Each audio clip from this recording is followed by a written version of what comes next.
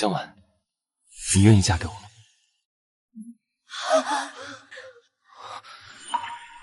江婉那个蠢女人，哪有你够味？你居然！宝宝，不是这样的，那是以前。大屏幕上的照片是别的女人，这男的出轨了！姐妹，别下！宝宝，你听我解释，那都是……别叫宝宝，恶心！各位拍清楚点，让大家都看看这个渣男的真面孔。这位先生，您这单是现在结吗？滚！都给我滚！也许从一开始便都是错的。你够了啊！你看看你，4天了，4天没洗头，4天就窝在这张沙发上反复看这个剧。我在疗伤。你这是在腌入味儿。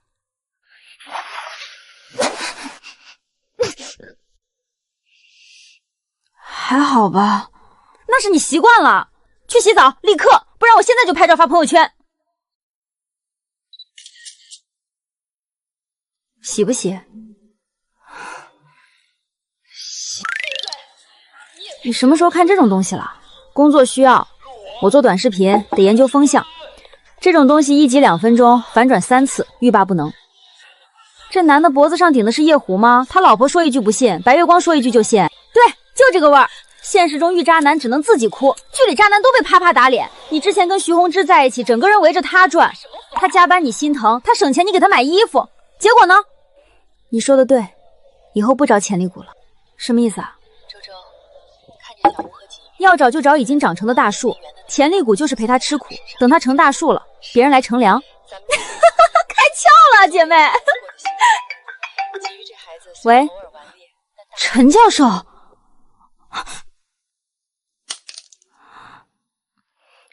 陈教授，您确定他愿意跟我相亲？季雨里，那个季雨里，海城法律圈天花板，从来没败诉过，31岁不近女色的钻石王老刚。姐妹，你去不去？我才分手第4天，渣男出轨那天你就单身了，你不去我就跟你绝交。去，我去。妥了。伪素颜妆的精髓，看起来没化，其实化了。我是去相亲，不是面试。相亲就是面试，岗位是女朋友。姐妹冲啊！拿下季雨良，从此走上人生巅峰。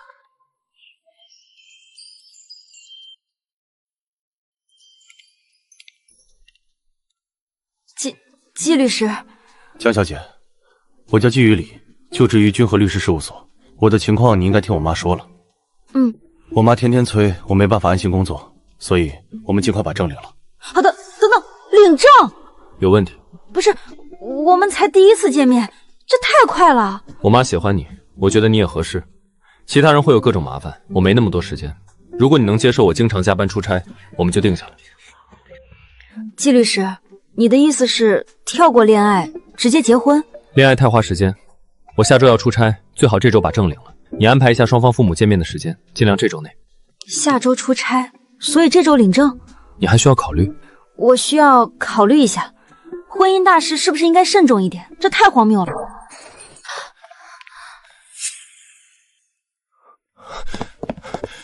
婉婉，我终于找到你了。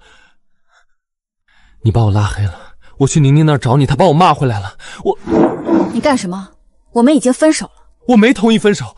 婉婉，你听我解释，那是个意外，我喝醉了，我真的不知道怎么会。喝醉？衣服也喝醉了是吧？自己脱的？这位先生，江小姐正在和我谈事情，请你离开。你谁啊？季许礼。我不管你是什么礼，这是我和我女朋友之间的事，跟你没关系。前女友。婉婉，我错了，我真的错了。我已经把李静怡拉黑了，你给我一次机会好不好？就一次。够了。许先生，第一，江小姐已经明确表示你们的关系结束了，如果你继续纠缠，构成骚扰，她有权申请人身安全保护令。第二，你出轨的对象是江小姐的同班同学，对方深知你有女友，仍与你发生关系。如果你继续纠缠不休，我不介意帮江小姐把这件事公开处理。你威胁我？不，我在陈述事实。第三也是最重要的一点，她现在是我的未婚妻。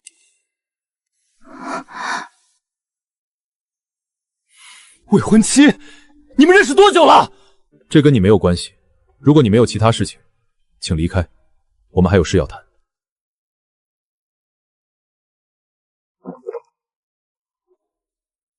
好，好，你等着。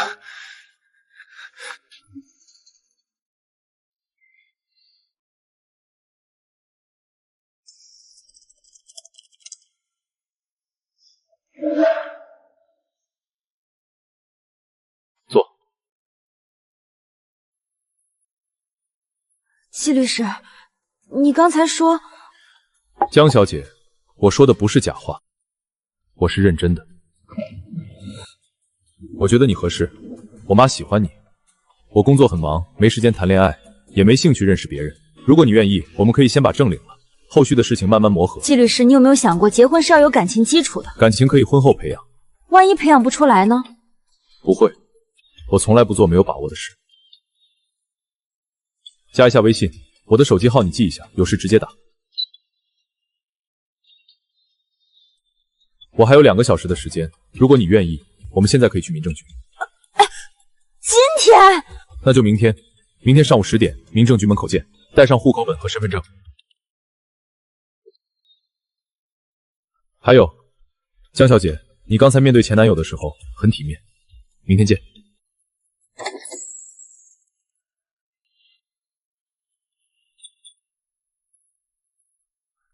回来了，我点了外卖，过会儿他让我明天去领证。你再说一遍。季雨里，让我明天带户口本和身份证去民政局。从头讲。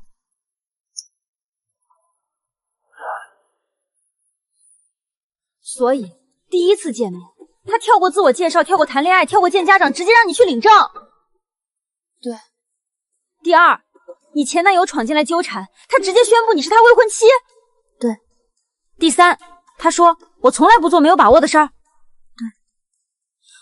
江婉，你老实告诉我，你是不是在拍短剧？摄像机藏哪儿了？我最近研究这个路道，你这反转密度比我们公司的剧本还夸张。我当时脑子是懵的。你是一天不到，前后不超过20分钟，你简直是闪婚界的传奇。以后我爸妈催婚，你就是我的挡箭牌。宁宁，今天在咖啡厅，许宏之冲进来的时候，我第一反应是逃跑，我手都在抖。然后季徐里站起来了，他根本不认识许宏之，但他就是站出来了。那一刻我在想，如果有一个这样的人站在我这边，好像也不坏。你说我现在该怎么办？告诉你妈，我等不及要看阿姨的反应了。你怀孕了？没有，没怀孕你急什么？还有那个徐宏之，我不同意，你死了这条心。不是他，是别人。别人？江婉，你脑子被门夹了！老江，收牌，去海城。我教了一辈子语文，还没见过你这么荒唐的修辞手势。相亲第1天就要领证，你当是买菜呢？消消气儿，孩子也是想……你闭嘴！江婉，你现在就让他过来，我倒要看看什么样的狐狸精能把你迷成这样。下来，我在楼下。伯父、伯母，不好意思，让你们久等了。我是季雨里，先上车吧，我带你们去酒店。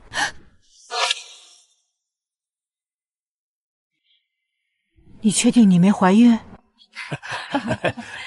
婉婉是吗？我是雨里的姐姐季雨思，果然如我妈所说，是个大美人。姐姐好，您过奖了，您才漂亮。明年3月份备孕，4月底怀孕，预产期在2月，正好寒假连着产假158天，再连上7、8月暑假，婉婉可以连休8个月。哎呀，亲家母，您这算得太细致了。婉婉，你放心，生完直接去我住过的那家月子中心，服务优，医护专业，花语里的钱天经地义，是不是啊，小弟？是。给海蓝织膜套装，小弟通知的太急，没来得及特意准备，这份你先收着。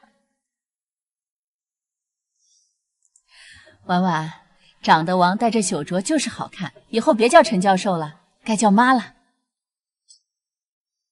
谢谢妈。亲家，拜拜。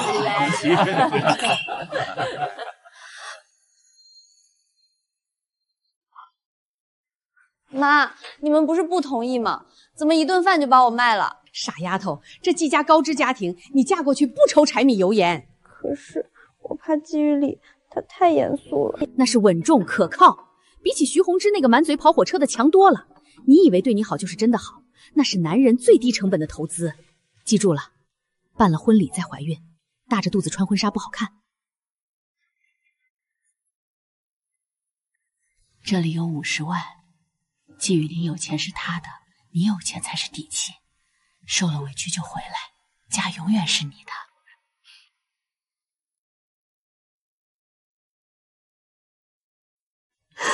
妈，这就领完了，才10分钟。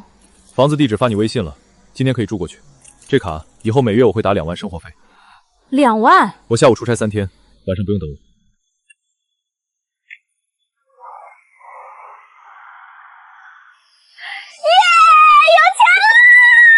他是不是受刺激疯了？肯定是刚离了婚，在这又笑又哭的，怪可怜的。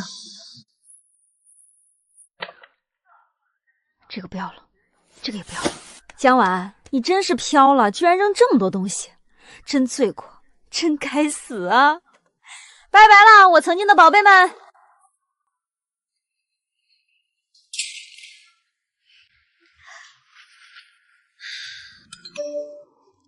有什么快说，我正忙呢。你猜猜我在哪儿？看着客厅，看着采光。我去，你出息了，租这么大的房子？租什么租？这是季雨里的房，从今天起就是姐的房了。曹，再让你见识一下什么叫人间疾苦。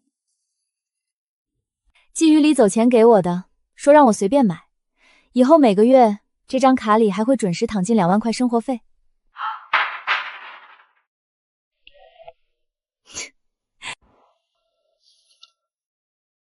够了吧，6个菜了，我们就2个人。点，再加1瓶这个酒。你懂什么？来这儿是为了吃饱吗？美女都是小鸟胃，吃一大堆才丢人。快，帮我拍张具有贵妇气质的照片。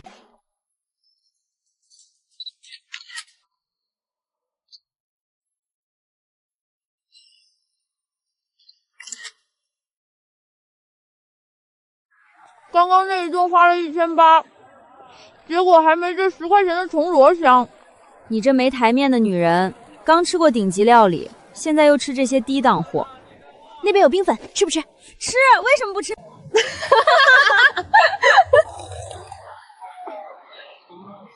走，富婆，明天高端商场带姐妹见识一下挥金如土。婉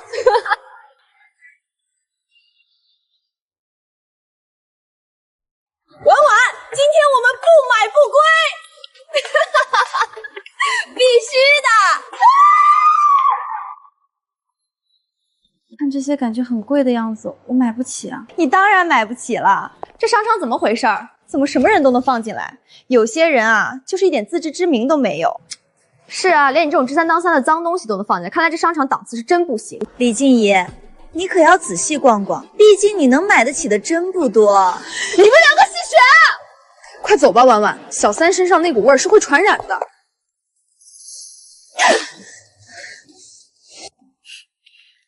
他就是想看咱们放不开手脚。走，咱们进GUCCI逛逛，咱们正常选就好，不用出他。这个好像很贵啊，我怕我也买不起。你花你老公的钱怕什么？再说了，他在后面看着呢，咱们可不能落了下风。走，我看他还敢不敢一直跟着。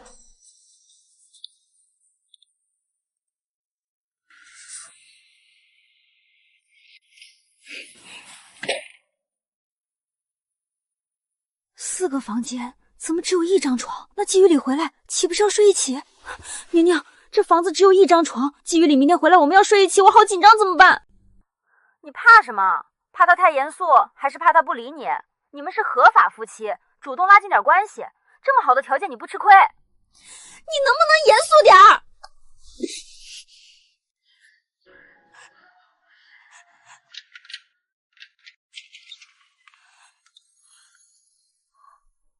江婉，季律师，你不是明天才回来吗？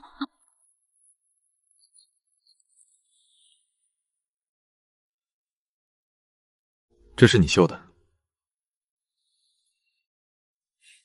绣得很好。季律师，你吃过了吗？我给你做。快趁热吃，不然坨了。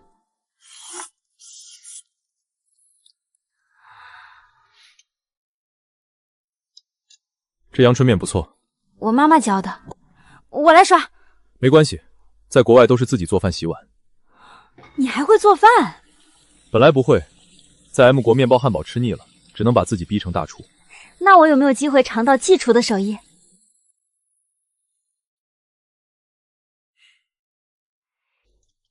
好啊，等我休假给你做。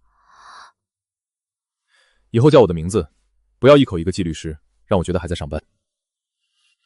好的，于理。不早了，休息吧。好。怎么了？我先洗澡。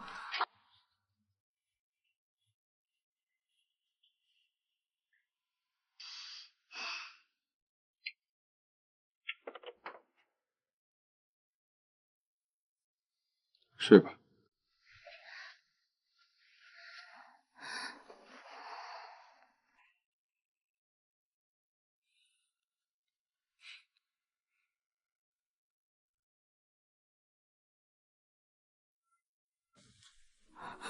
于理，我突然想起还有个文件要看，你先睡。晚安。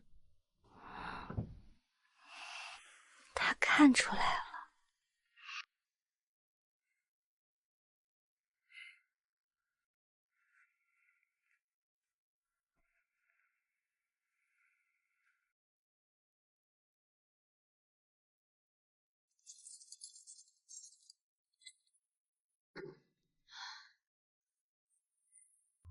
方案我看过了，按计划执行。从今天开始，我也是 CBD 女孩了。宁宁，为什么我那个手工号拍了这么久都没赚到钱？因为你那是日常号，短视频最重要的是变现。你今天拍刺绣，明天拍吃饭，系统会把你判定为日常号。还有这种讲究？必须垂直。如果你做美妆，就只能拍化妆。我认识个20万粉的美妆博主，一年能赚几10个 W。妈呀，我现在改行来得及吗？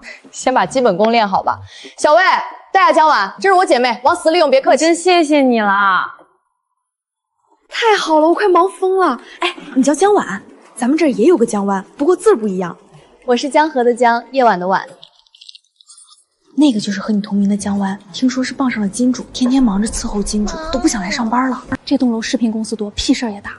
咱们这层还住着个1000多万粉丝的大网红呢。江湾，你长这么漂亮，小心那江湾把你当假想敌。我只是来打个工，不至于吧？宁宁，我看你一个人快恨不得变2个用了，我先下班了。亲爱的，今天辛苦了，我这2天实在太忙了。等忙完这阵儿，一定带你好好去浪。行了，资本家，快忙你的吧。炸鸡配送费要8块，麻辣烫不够起送价，这家满减还差2块，凑不上去。算了，一个人吃自助，亏不说，还像个傻子。今天没加班。那附近新开了家自助烤肉，我想和你一起去吃，可以吗？169一位，我有优惠券，很划算的。可以。我换衣服，你等我。记住我们的口号：扶着墙进去，扶着墙出来。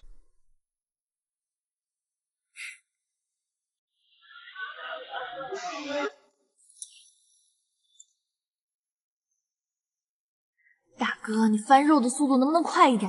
你烤出来的还没我吃的快。这进度条什么时候才能满？我去拿点蔬菜。好呀好呀，去吧去吧。烤的也太慢了，等他自己拿一轮回来，我都饿死了。你好，那种粉色的是什么？那个是我们店的特调桃桃气泡饮，女士免费的哦，要给您来一杯吗？来一杯。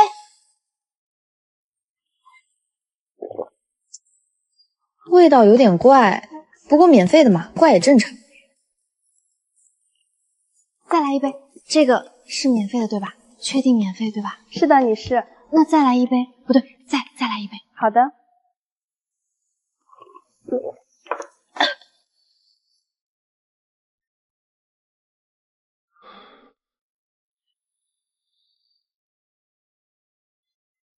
江晚，你喝酒了？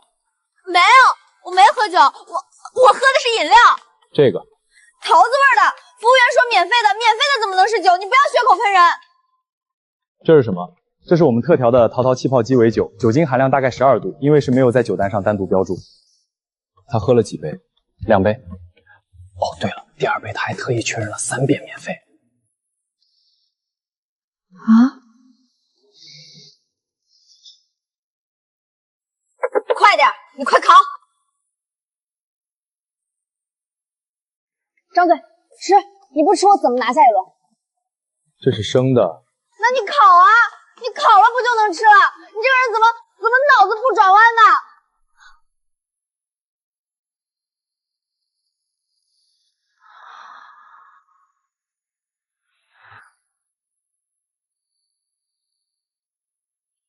还要？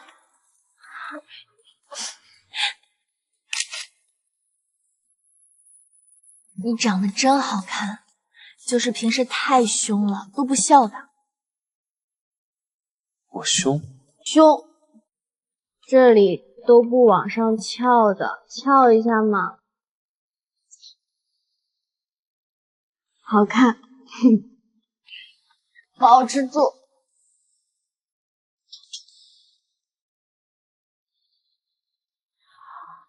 好困。走吧，回家。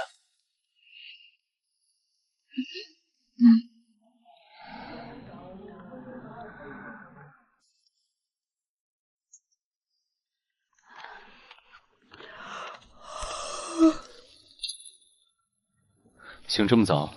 头好疼，昨晚。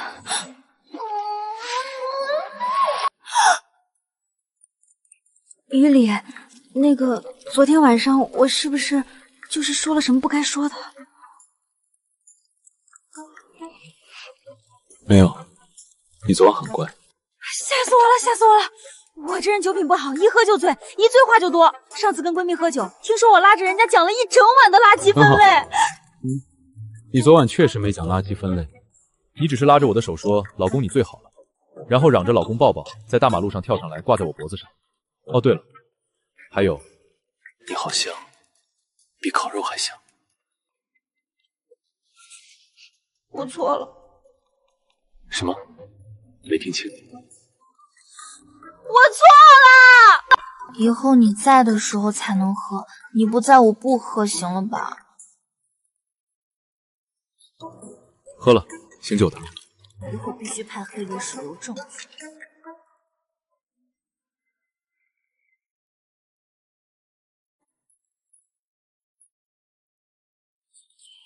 江晚，等下忙完了，咱们去楼下新开那家咖啡厅转转。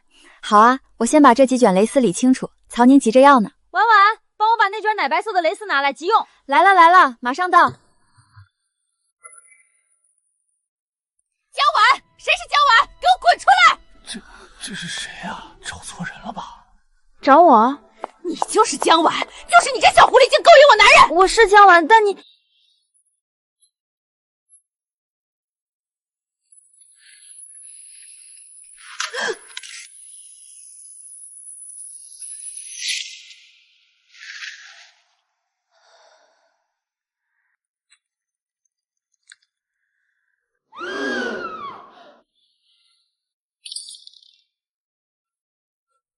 出血了，好多血，杀人了！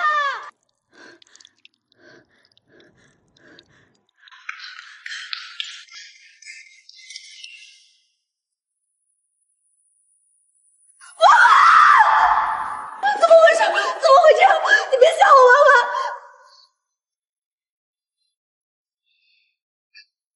叫魂呐？有什么好喊的？这叫报应！都看清楚了，打的就是江晚。这种专门勾引别人老公的狐狸精，打死都是轻的。你他妈的到底是谁啊？我是谁不重要，重要的是这个女人她勾引我老公。这种狐狸精长了一张祸水的脸，我今天来就是替天行道的。你打错人了，你说的那个女的那是江水的那个江，她是长江的那个江，她是江晚，不是你要找的那个江湾。打的就是江晚，听不懂吧？我们都说了，她不是那个江晚，你打错人了，听不懂吗？我没打错，只要长成这样，就算现在没勾引男人，以后也迟早是个破伪缺钱配这种长相的女人，绝不会冤枉一个。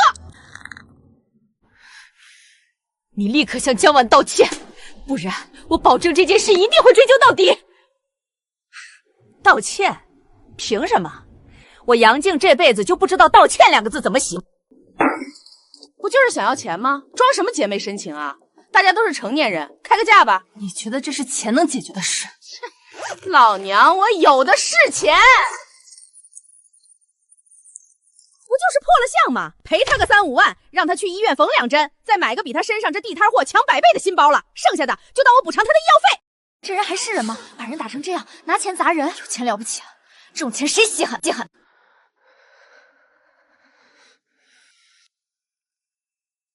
赏我们的？你有钱了不起？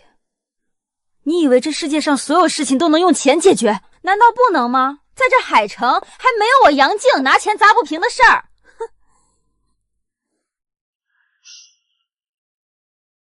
快先把血止住，宁姐，这得去医院，伤口划得很深，估计要缝好几针。宁宁，别跟他吵了，咱们先走。婉婉，你别说话，先去医院。这个疯子，我今天非让他吃不了兜着走。不要算了，给脸不要脸，这些钱够我买套像样的护肤品了，省了。你看他把人伤成那样，居然还有脸在那儿捡钱，太过分了，简直没底线。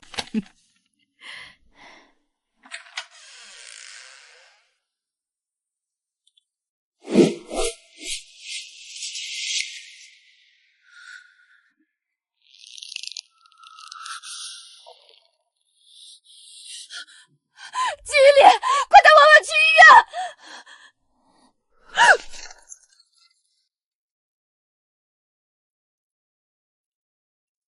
怎么回事？突然觉得好冷。你看那张脸，这哪是生气啊？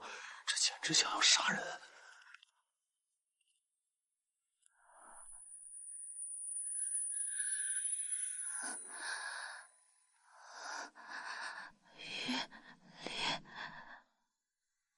谁动的他？我打的，怎么着？你就是她老公，来的正好。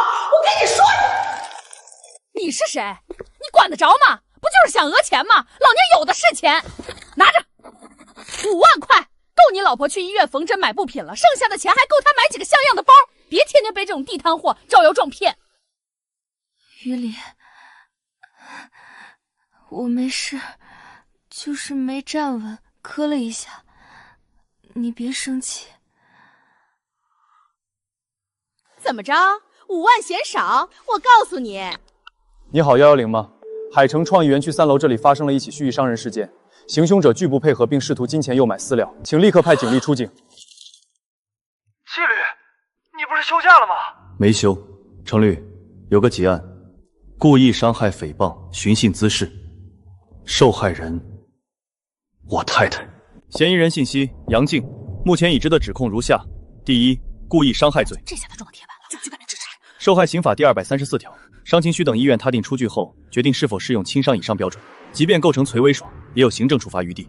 第二，诽谤罪，根据刑法第246条，公然侮辱他人或者捏造事实诽谤他人，情节严重的，处嫌疑人当众指控我太太居于管制或者包覆证据权利。经在场证人初步核实，嫌疑人认错了对象，将江湾误认为江婉。听到了吗？这是专业的。这疯女人这回死定了。程律，这种行为在法律上是什么性质？这是典型的诽谤，主观故意极其明显，且当众殴打羞辱受害人，情节非常恶劣。对。第三，寻衅滋事罪，嫌疑人非法闯入他人经营场所，当众殴打我太太，严重扰乱正常经营秩序，造成了极其恶劣的社会影响。建议立刻调取现场监控，工作室内部2个摄像头，走廊1个，园区入口2个，全部涂以金钱证据并提取，并多次在公共场合强调郎有的视角、郎有的事钱，意图干扰司法公正。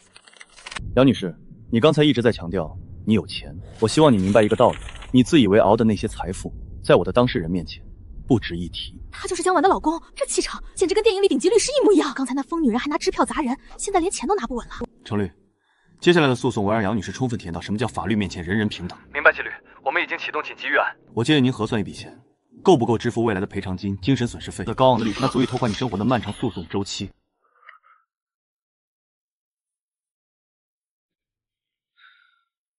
叫救护车了吗？叫了，应该快到了。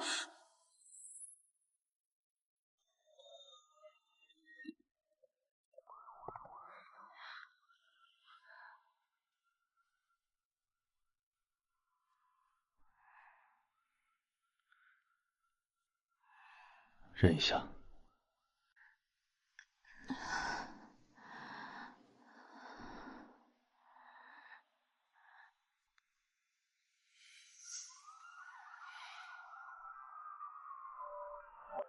对不起，我来晚了。不怪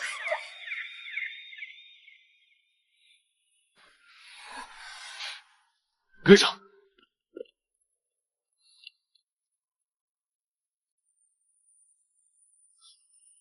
快放到担架上！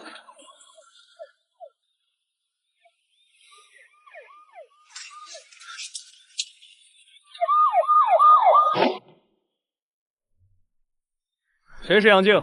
刚才报案人称这里发生了蓄意伤人案。我赔钱了，我给过钱。赔钱？刚才正和律所的程律师已经联系了分管科室。你知道刚才那个带走受害者的男人是谁吗？那是季雨里，海城胜诉率97%的阎王律师。他从来不接这种民事案子，但这回他亲口说要亲自送你进去。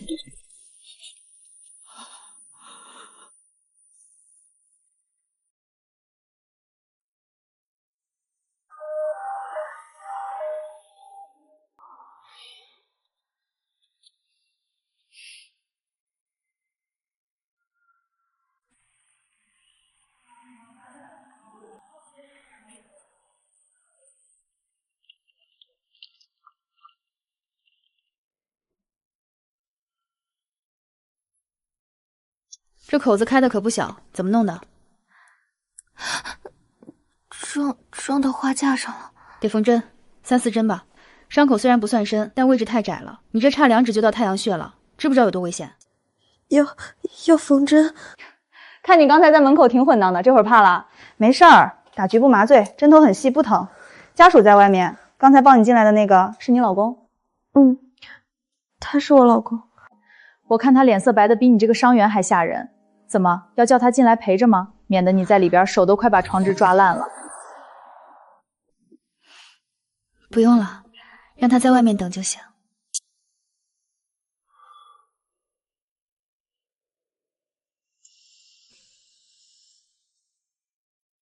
这谁的家属啊？长得像大明星，气场也太吓人了。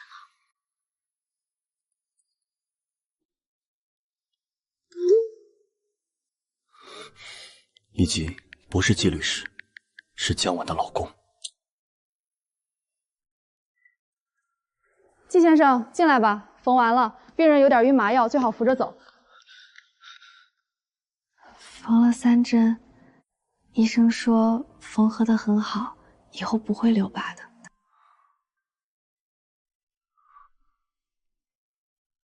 疼吗？有一点。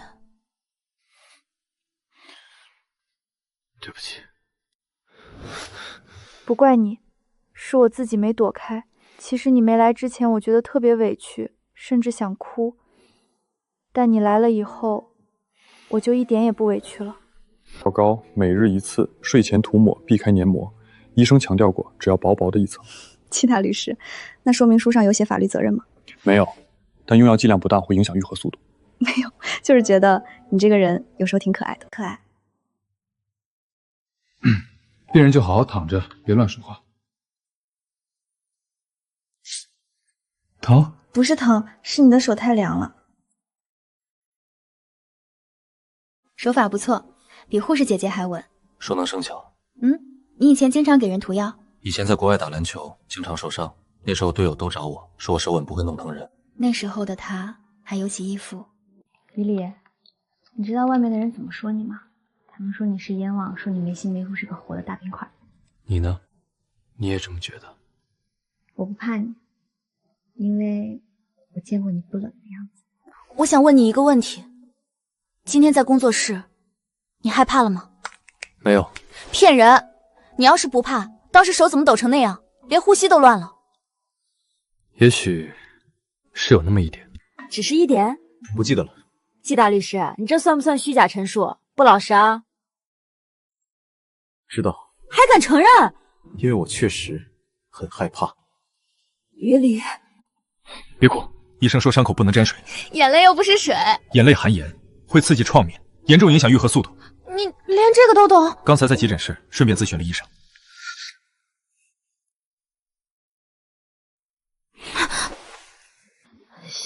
谢谢。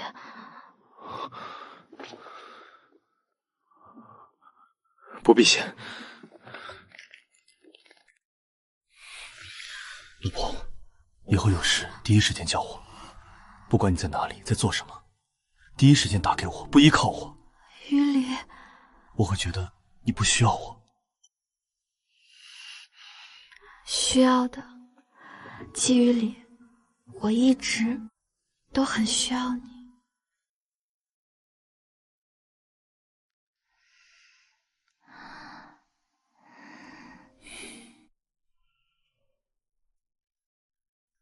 诽谤、故意伤害，每一个字，我都要让你100倍偿还。这么晚还没睡？诉状草稿发你邮箱了，把杨静在工作室说的那句话全部录入证据链。您是说不只是侵权，我要以诽谤罪和公然侮辱罪起诉，情节要定性为没人能救得了他。明白，我这就去完善，保证这案子办成铁案。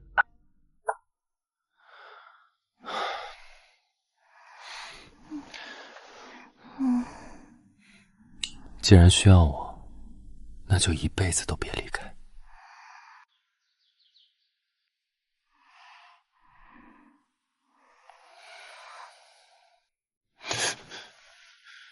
醒了，你就这么睡了一夜？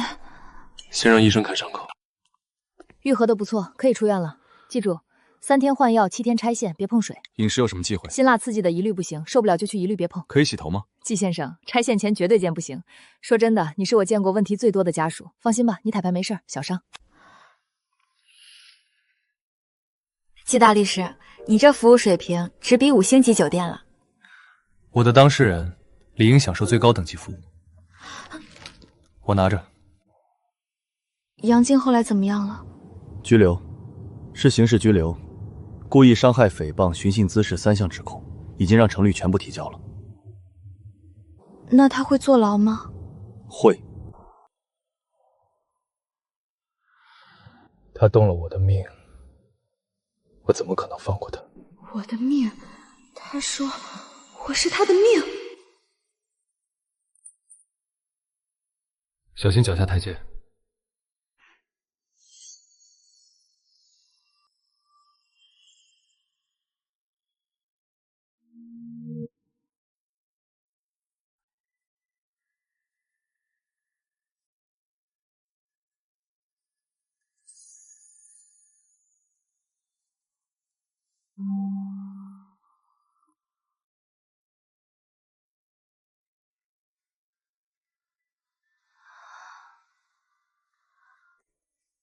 这些都是什么时候弄的？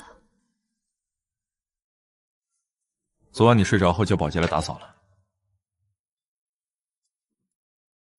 你们家保洁还兼职送花服务啊？花是早上让助理买的。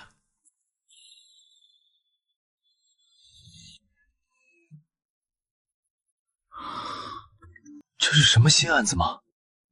你敢信？那个冷面燕王凌晨3点不睡觉，就是为了让我7点前送花哄老婆。我差点以为他被盗号了。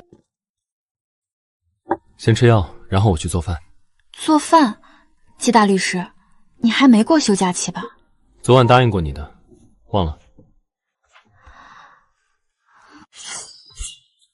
你确定只是留学的时候顺便学做饭？这土豆丝的像越方阵。本质上需要精确，食材比例相当于证据权重，调味需要我生词。受教了，所以番茄炒蛋是1审，红烧肉则是上诉。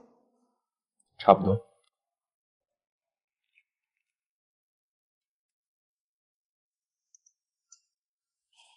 于理，汤淡了。你对我这么好，我会习惯的。万一哪天不习惯了怎么办？那就习惯，这不是临时的，这是我的义务。别哭了，医生说伤口不能沾水，眼泪也算。你能不能不要老惦记我的伤口？习惯了。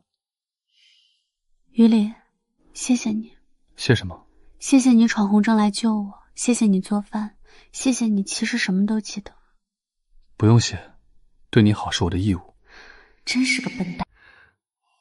于理，我爱你。我知道了。你就不能回句好听的？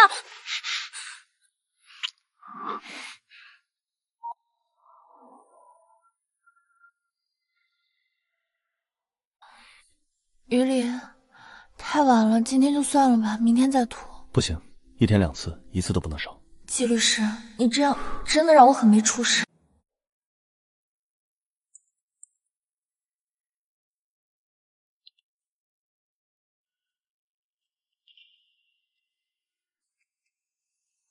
这怎么可能？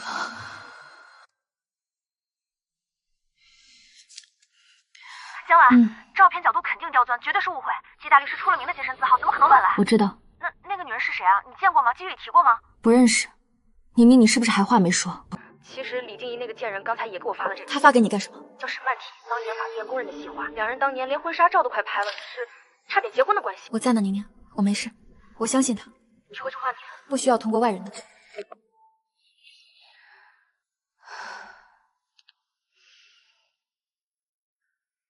替身。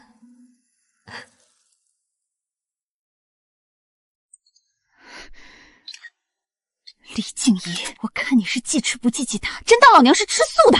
有病吧他！季律师看婉婉那眼神，恨不得把命都给他。替身，纯扯淡。等季律师把杨静送进去，下一个就轮到李静怡。今天怎么这么早？比平时早了3个小时。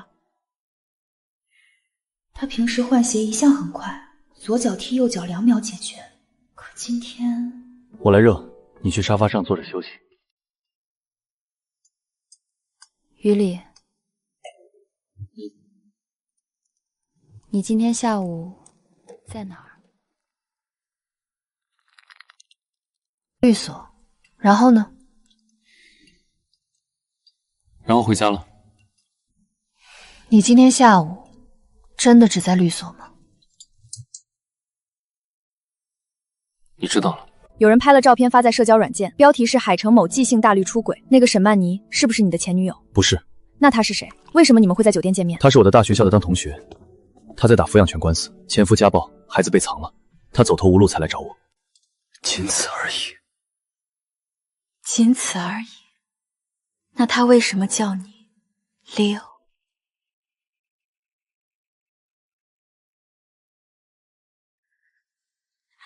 下午曹宁给我发了截图，评论区有知情人士沈曼妮一直叫他 Leo 是他们之间的专属称呼。我这个季太太连你有英文名都不知道。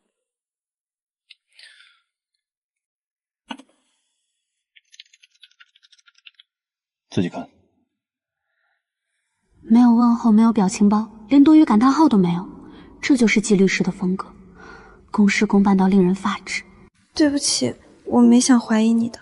大学时期你确实叫过 Leo， 那时候同学之间流行叫英文名，并不是什么专属的特殊称呼。不过既然你这么在意，或者你也可以叫我老公、弟弟。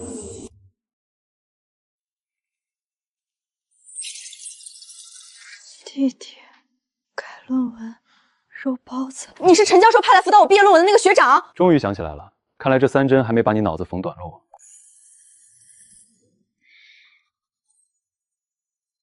学长，所有人说我这篇论文写得像垃圾。你是陈教授最看好的学生，不要听垃圾评价你。江晚，你值得更好的。那张纸巾，那句话，是不是你故意的？你早就知道我是谁，还装作第一次见。如果我不装成第一次见，所以陈教授根本不是随便挑的人，是你安排的。你在办公室改我论文的时候就看上我了。准确的说，是在那之前。在那之前，大3还是大2？他大2参加校际辩论赛对阵政法学院那场。那个时候为什么不说？我等了，她有男朋友。那他可以等他分手啊，谈个恋爱又不是结了婚。以为为什么会恰好在那间咖啡厅遇到他？季玉林，你是个大笨蛋！你这么聪明，为什么不早点告诉我？因为我要的不只是你的现在，而是你彻底清空后的未来。为什么不早点告诉我？因为那时候你还没准备好。你怎么知道我什么时候准备好？难道一直在暗中观察我？不只是观察，只是记住了你每一个变化。你真傻。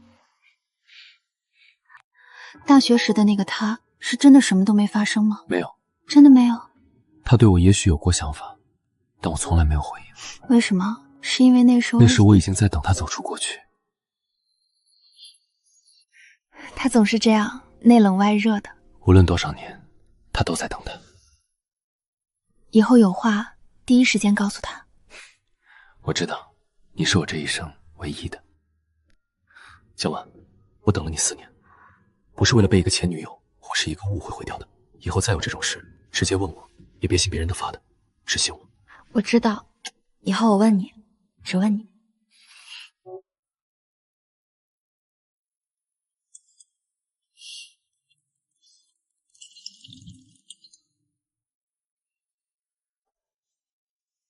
走着瞧吧。你这回剧情安排的比电视剧还精彩，混得这么顺也太让人羡慕了。再牛的剧本也没他现实精彩。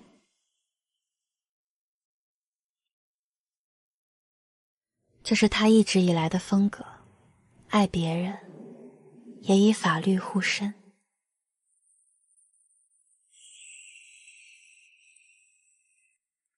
江晚，不管外面多乱，我都不会放开你的手。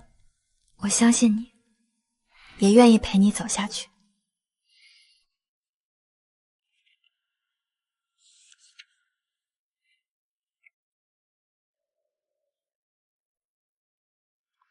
啊！继续里我自己能走，能走不代表非得走。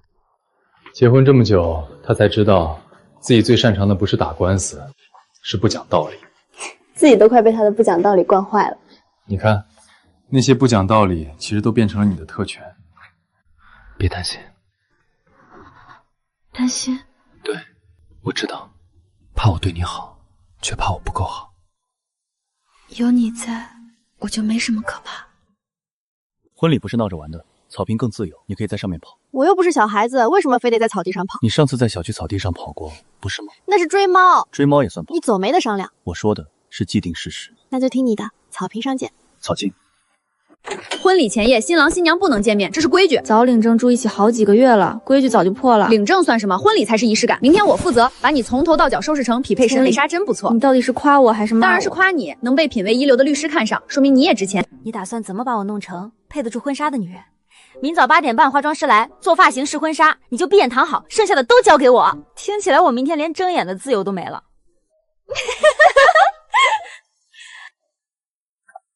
放松点儿，明天保证让你成为所有人眼里的焦点。好，我相信你。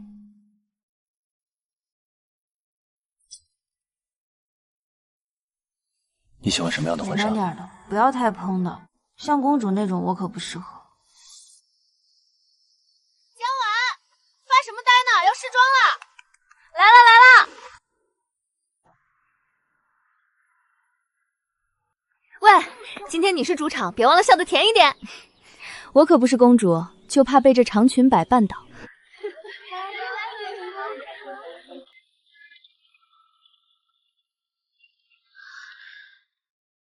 3个月前，等你4年，我好像这条裙子在做梦，是给最美的你。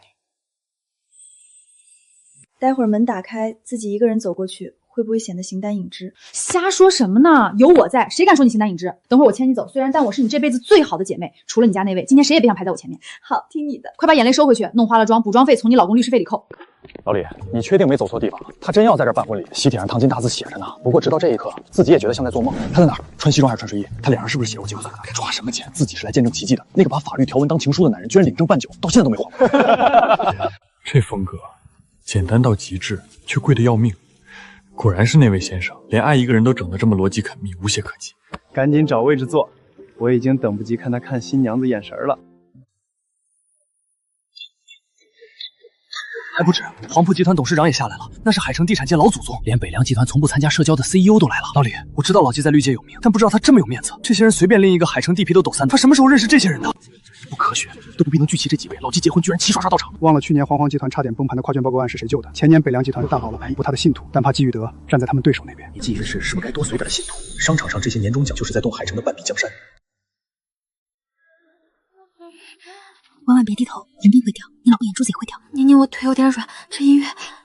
季律师这人闷骚的可以，他煎个蛋哼的曲子，居然找了大师乐团现场重编，挺凶。迈步。快看老季那个领带香槟色，那是他向来冷硬的人会选的颜色吗？这叫铁汉柔情，这颜色一准是新娘子挑的。你看老季那神态，整个人都软和下来了。季雨里向来性子刚硬，今天倒是在这姑娘面前软和了不少，有意思。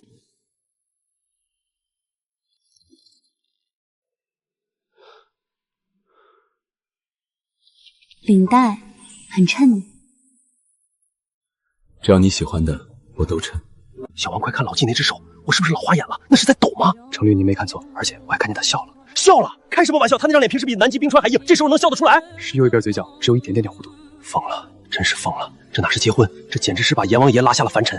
季大律师，法庭上你从来没输过，但在我这儿，江晚要是掉了一滴委屈的眼泪，你就算赢了全世界也没用。宁宁，我把他交给你了，你要是对他不好，我管你是不是海城第一律，管你身后有多少大佬，我第一个冲过来撕了你。你不会有这个机会的。行，算你狠，记住你今天说的话。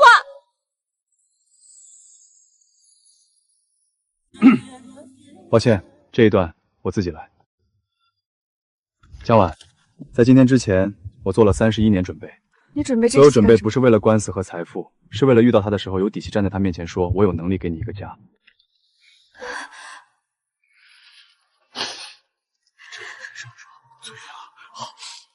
所以，江晚小姐，这份很违约的代价，你我付不起。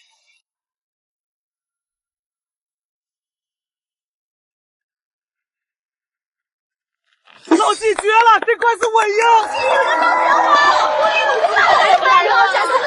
完了还没说话呢。季虚礼，你这个大骗子！一样你会像平时逼我这脸说句我愿意发配合他们去。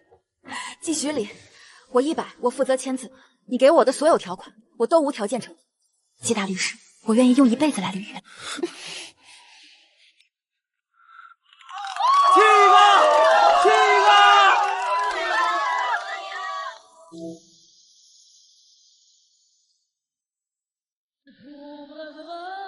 江晚，这4年，我每一天都在脑海里预演这一刻。我也是。老季威武，这违约金我看你得付一辈子喽！去吧！都别跟我抢啊！谁抢我跟谁急，往我这跑！宁宁接吻了，1、2、3，走你！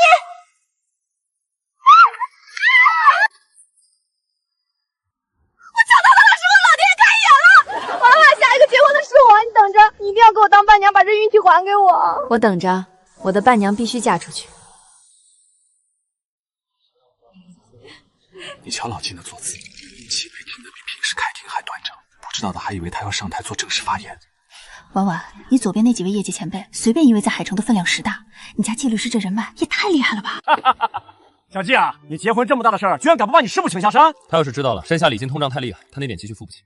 胡说八道！那个老季明明全回家都是装的，以后他要是敢在家摆大律师谱，我直接打我电话，带我能让他师傅下山揍他，保准他不敢还手。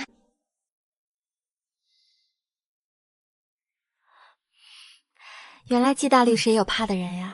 并没有，我只是在考虑怎么给师傅报销2金。你看表没？从婚礼到现在4个小时，老季连一次手机都没拿出来，这正常吗？当然不正常。忘了上次他阑尾条纹做手术，麻醉刚醒，手术台还没下。第一件事是让我给他读英国那个案子的邮件。看来就这个被德文法律过日了，栽了好几个月了。您这反应速度可不合时顺。于理，你手机好像响了，可能是律所的急事。今天海城所有的法律都得给季太太让路。龙副会长还在看我们呢。随他那是羡慕。他江晚早就给自己找好了退路。什么文婉乖巧，全都是装出来的。嫁了又怎么样？错了，她竟然真的嫁给了那种人。小兰说的截图上，但是晚回国是事实，我都要看过。两位请慢用。江晚还拿实孙在这儿演戏。风之，你看我这身怎么样？红红火火的，绝对把江晚那身寡淡的白纱给压下去。压下去？咱们坐在这儿，连他的脸都看不全。李静怡，这就是你非要带我来的目的，在角落里看人家风光。你懂什么？曹宁竟然敢在群里发请帖，我为什么不敢来？我就是让他看看我过得比他好。快看那是谁啊？这种场合穿一身大红，是想跟新娘子叫板吗？也太没教养了吧！长得一股小家子气，穿成这样像个走错全场的野模。红之，等会儿咱们去给季律师敬酒，毕竟也是老同学一场。好主意。你这身红裙子，在这就像个笑话。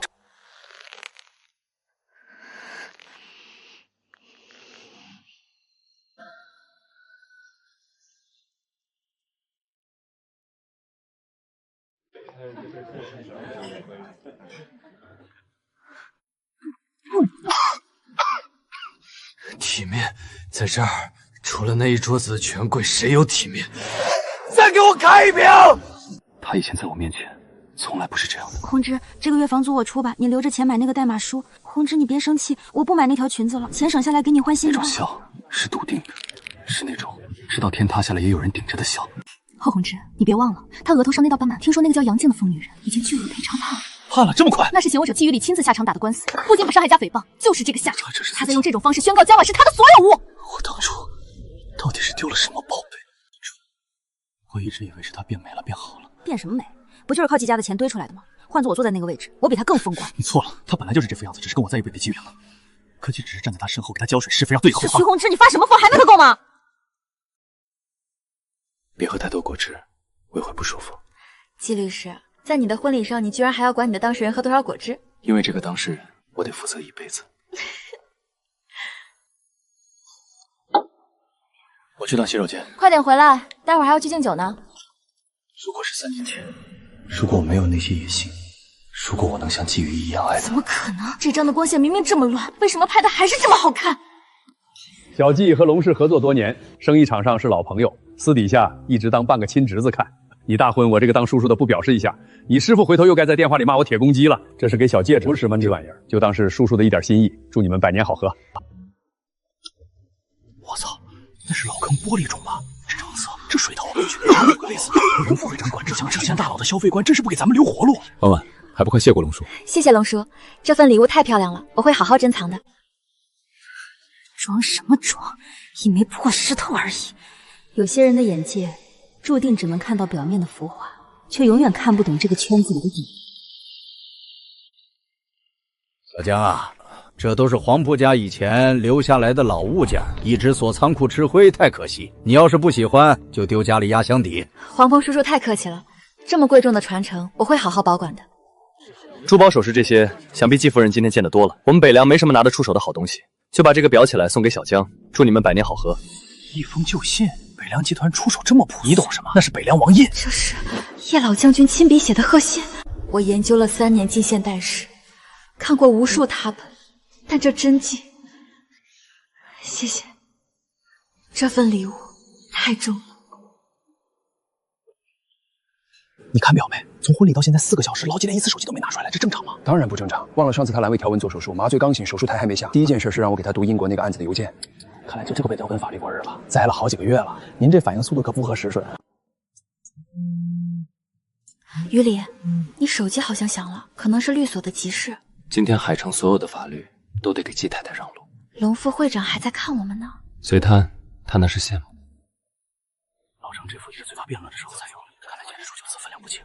在座的各位，我是老季的同事，也是他的下属。虽然我从来不想承认这个下属的身份，但见证过老季连无数场击不可能赢的官司，有些案子一人证据链断裂，换圈内任何律师胜算都超不过30%，但老季能赢。的人力，他不仅是最冷静、最理性的，还是那个最不会感情用事的人。他就像一台精密的、永不出错的法律机器。他在电话里声音都在抖。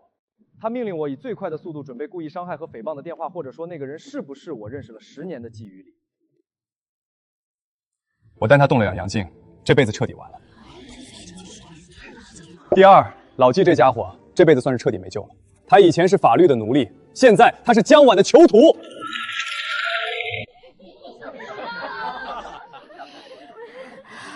张律师，快把你老底儿揭穿了。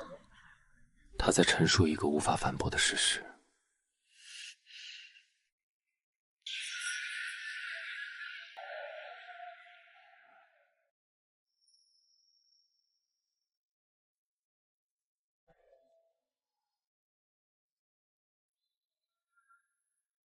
季律师，你这样会让我觉得我们现在要去法庭辩论。不，我们要去宣判，宣判你余生所有的时间都归我。季律师，我记得下午进场的时候也是这首歌，你该不会是除了这首歌就没准备别的了吧？备选歌单还有17首，那为什么不换？因为你喜欢这首，在你的领域里，我不需要逻辑，只需要服从。于理，今天我很高兴。于理，你看这堆翡翠，每一件拿出去都能在海城买套房。那是他们的心意，你收着便是。不喜欢就锁进保险柜吃灰。我还是订婚这一枚。我以前总觉得像你这样逻辑严密的大律师，心里肯定没装浪漫这根弦。领证那天你就从兜里掏盒子让我带上。那你那时候在民政局门口为什么不跪下来求婚？正常流程不都得单膝跪地问一句你愿意吗？我评估过环境。什么环境？那天海城民政局门口的地砖是花岗岩材质，且表面有磨砂防滑纹路，因为物理受局门口的地砖太硬，不符合人体工程学。季大律师也就只有你的吧，不浪漫只是这么合情合理。虽然地砖硬，但合同是真的。江太太，你已经签字盖章，毁约无效。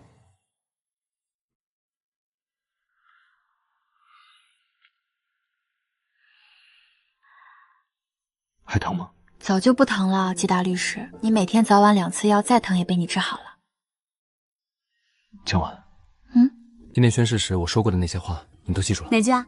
是你说民政局地砖太硬那句，还是不值一提那句？你知道我说的是哪句？我知道，你说那是一份没有期限、没有终止条款的合同。记好了，我愿用一辈子来捋这句。记住了，你也不许忘。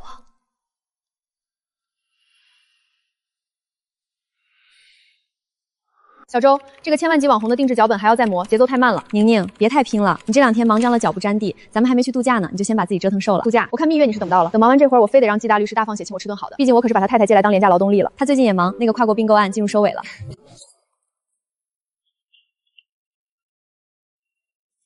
请问江婉女士在吗？我是，请问您是？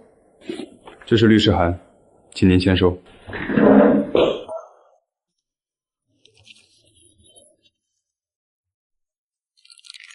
起诉沈曼妮，他凭什么起诉你？江女士，收到诉状后，请尽快准备印刷。诉状主张，江婉女士找田国权损申请500万元整和恶意诽谤。500万，他是想把我姐家里都掏空了。500万，他想钱想什么样，在哪儿都不知道，拿什么诽谤？拿空气诽谤吗？江女士，请在送达自毁上签。我没有诽谤他，从始至终，我从未在任何公开或私下场合提过他的名字。原告方认为，曹女士这些言论，您是闺蜜指使这位曹宁宇进行的，作为实质受益和关联人，您需要承担全部连带赔偿责任。是我害了婉婉，我当时只想骂死那个绿茶。签吧，江女士，逃避没有意义。这是我们的内部聊天记录，除了我们几个，没人能看到。你们是怎么拿到的？你们这是非法取证！取账过程完全合法合规。曹女士，关于证据的来源，庭前证据交换时我们会正式公示。现在，请江女士履行签收义务。我收到了，我会请律师。那我们法庭上见。可是那500万，宁宁，看着我，你说那些话，这不是你的错，你还不明白吗？无牌道歉，这个数字和这个要求根本不是冲着我来的。一旦我道歉，于理的声誉就会彻底毁掉。他要的是让于理难堪，是逼于理向他低头。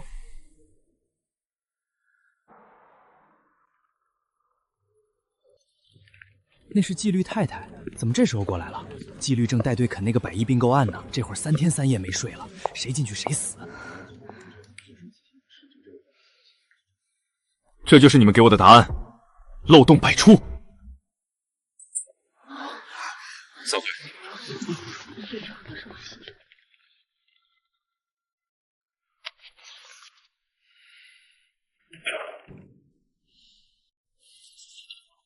你签收了？签了，躲不掉的。好。纪律，你在开玩笑吗？那可是咱们筹备了半年的项目，标的额几个亿，现在退出，出什么事儿了？沈曼妮起诉我太太侵犯名誉权。纪律，我没记错的话，这个沈曼妮就是您前阵子带我们亲自下场帮她抢回抚养权那个当事人吧？是他。她不是您以前的同学吗？您推掉几百万的项目去帮她，她现在转头反咬您太太一口，背后肯定有高人。魏明成，他可是您师叔啊！魏明成跟咱们纪律同出顾伯年门下，那可是海城高院老副院长的衣钵传人。从现在起，忘掉辈分。对方既然接了案子，就没打算跟我们的同门情谊。那我们就告诉他，在海城他这个判官判不了我的人。魏律师这2年很少接个人案子了，尤其是这种名誉权纠纷，标的不大，社会关注度也不上，他怎么会接？因为对手是我。够了，上一对购仲裁案，他没抢到代理员，借了2年，难产。不仅如此，还有更大的问题，看看他的证据清单。曹宁在微信群中网友负面评价截图，主张由被告引导产生。他连3个月前的照片都存着。但最要命的不是这3条，最要命的是证据4，一段录音。我不知道该怎么办了。你太太对我误会太深了，她在外面说的那些话，我现在都不敢出门，所以她不会听的。我知道是你太太，我不该说。纪律，这录音话真的太伤人了。剪辑过的，我当时的完整答复是：他把后半句掐了。我会保你的案子不受任何外部因素干扰，但我的太太不会在外面说那些话，她不是那种人。原来他在那天，在那个时候就已经在毫无保留的相信我了。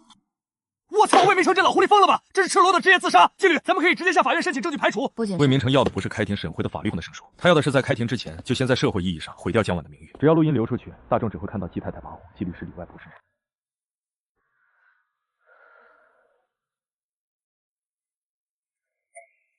这不是在骂我，这是在挖坑。每一句话都在暗示徐礼徇私舞弊。明天继续，所有营销号的 IP 地址全部固整。挂了。你看到了？不用看。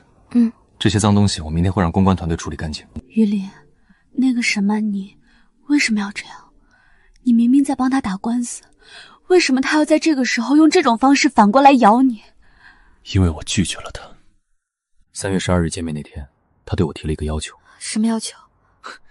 他说他后悔当年没有跟我在一起，他甚至大言不惭地告诉我，他可以等我，等我结束这段名存实亡的婚姻。我对他说：“江晚，我等你等了4年，现在轮到别人等我了。”沈曼妮，她那样的人大概从来没被人这样拒绝过吧？他是法律系的系花，习惯了所有人围着他转。他以为只要他肯辞回就职江也能干起来的张。可他算错律师，你从来不走回头路。他们一拍即合，要联手把江晚拖进泥潭，顺便踩一脚季雨林的面子。吃完。季律师，你这是非法拘禁。今天待在家，不准看手机，不准看电脑。你的额头伤口虽然拆线了，但医学研究表明，情绪波动过大会导致行动法病。我是律师，你先编的吧？律师的职业操守是不准说话。吃完再走。季徐礼，你这是在软禁我吗？今天待在家，不准看手机，不准看电脑，电视可以看，但只能看少儿频道。但医学研究表明，尤其是那副锅溜舌的和情况，季徐礼，欲望症软接口。记住，不管是外卖还是快递，一律不准开门。知道了，快去上班吧。什么皮肤恢复？他是怕我一出门就被那些守在门口的记者生吞学泼了吧？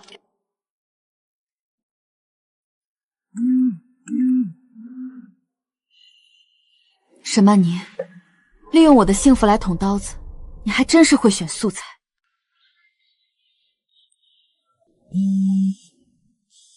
婉婉，沈曼瑜那个绿茶精是不是疯了？还有魏明成，宁宁，你先喘口气，别气坏了身体。我能不气吗？都是我害了你，要不是我在群里，他们哪来的事？我多点黄家的证据，这500万咱们跟他死磕到底。不用，宁宁，不用。他说过这件事交给他。信啊，当然信，全海城谁敢不信他的本事？他可是阎王王总律师。那就相信他，我也信他。沈曼妮、魏明成，你们以为我还是那个孤立无援的江晚吗？你们算错了法律，也算错了一个丈夫护短的决心。既然你要全力以赴，那我也不能让你分心。我的天，那是陈庆兴院长，海城法纪总实验发誓再不下山了吗？师傅，您怎么亲自来了？山里路远，您打个电话，我去接您。是我没处理好，惊动了您老人家。放屁！你没处理好什么？拒绝一个不要脸的狐狸精叫没处理好，护着自己明媒正娶的老婆叫没处理好。哼！学是看在黄道业的辛苦，现在他为了给一个疯女人出气，敢欺负到我徒弟头上，他是真觉得我陈景成已经死在山里了。陈老，您这次破例下山，亲自驾临郑和，您的意思是？我还一来当顾问，我陈一力来当我的教案。魏明成觉得自己翅膀了，想拿后拜当垫脚石。好啊，让他来。我倒要看看他那点三脚猫功夫能不能接住我的回马枪。陈老，有您坐镇，我们郑和死战到底。您说咱们这第一仗怎么打？都坐下，年轻人，今天我给你们讲讲，在绝对的力量面前，什么叫真正的诉讼策略。发吧。纪律发出去了。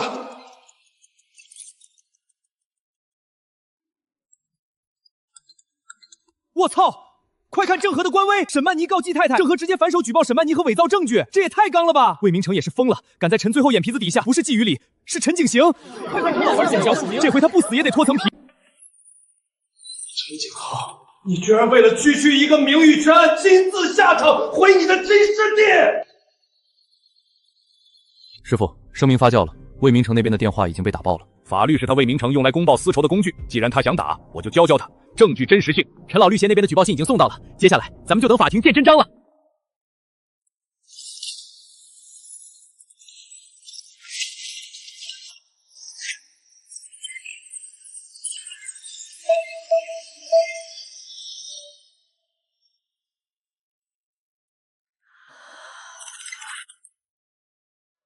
沈曼妮这波因爱生恨，简直可以入选心理学反面教材。我只想问一句，陈景行老爷子都下山了，魏明成还能在海城混下去吗？婉婉，你看到了吗？彻底反杀了，你那个小号已经被骂的消耗了。魏明成的律所门口现在全都是记者。婉婉，这次不是你一个人在战斗，老纪的那些哥们儿、客户，还有咱们工作室的小姐妹，全都站出来了。怎么忙到这么晚，还没吃饭吗？吃了，顺路去那家茶餐厅给你带的。你今晚光顾着看手机，肯定没好好吃东西。于离，先吃。今天我请了师傅下山，我看到顾氏的很，本来不想来的。那个署名，他说他这把年纪最讨厌看那些人心思案情。那他老人家为什么最后还是答应了？师傅，我老婆被人欺负了，没保护好她。那个在海城法界横行无忌、从不认错的季雨里，竟然为了我去求那个早已归隐的泰斗。沈曼妮和魏明成想玩死缠烂打，既然他们想玩，我就陪他们玩大的。于离，辛苦你了。当时我师傅听完只斜着眼看了我半晌，然后回了5个字。哪5个字？他说：“你小子也有今天。”于离，你身上有一股很重的咖啡味，还有打印纸那种涩涩的墨粉味。抱歉，开了一整天的会，还没来及洗。不，这个味道让我觉得特别踏实。于离，谢谢你，真的，谢谢。不用谢。你能不能有一次就那么一次，不要说那句干巴巴的不用谢？这是我的义务。但这没关系。你乱七八糟的官司都打完，我们去旅游吧。不去北极看极光了，我们去看火山。火山还好，岩浆流速也是从未相见飞种这里平衡。他用法律做武器。快看，这份反诬文书是陈老先生亲自起草的，虚假陈述贬造文书，这不只是普通反诬，对方要完整追究全部相关民事责任。陈景行，你为了一个突袭，竟然连老脸都不要了，亲自下场来砸我的饭碗！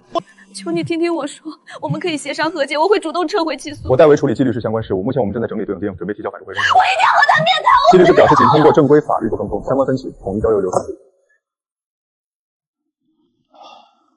听说沈曼妮找过你，不相干的人。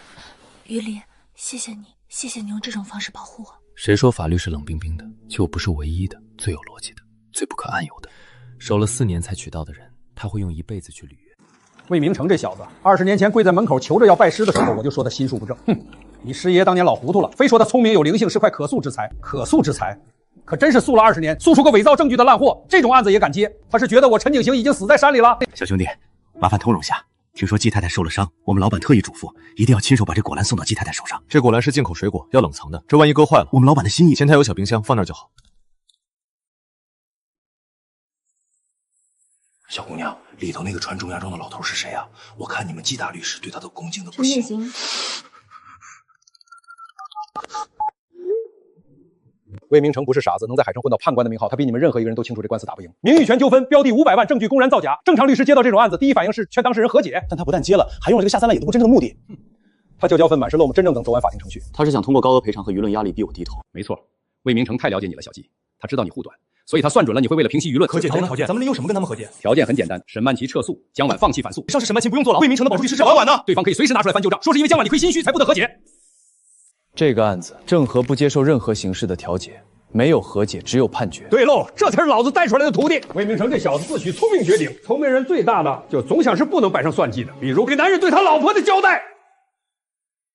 陈老说的对，反糊状的证据链我重新梳理了一遍，沈曼妮在酒店的伪证漏洞，魏明成律师函的违规操作，我已经全部标注了。等等，证据链的后话，那是你们这帮一直管关键的问题。魏明成这种惜名如命的人，他最怕什么？被律协调查，被吊销执照。吊销执照只是结果，行业通关怕海城摸混打20年，这才是他的命根子。那您的意思是，他不怕法律的严惩，怕的是过程。魏明成最值钱的家当，最后我要亲手将他逐出师门，我要让他在失去执照之前，先在海城法界变成一只人人喊打的落水狗。陈老，我懂了，我们要做的不是直接等判决，而是要在这之前剥光他的外壳。快看纪律，师傅状态了。接下来的几个站点，我会亲自为魏师叔剪辑好。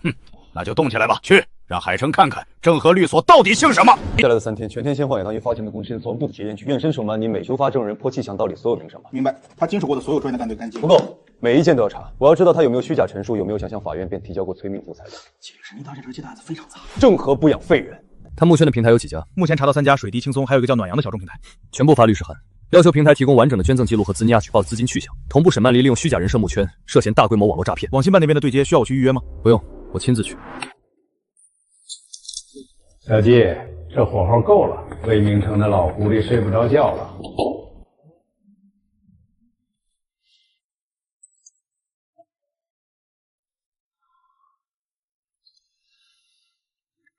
这个点了还没吃饭？现在去吃。排骨在冰箱里，微波炉热2分钟就好。姜饼好什么好？今天4火不等。知道了。师傅，这么晚了，您怎么还不走？急着回去陪你老婆？去吧，谢谢你。少跟我来这套虚的。你要是真谢我，就把你老婆照顾好，别让她再被人欺负。你说100句谢谢都强。我会的。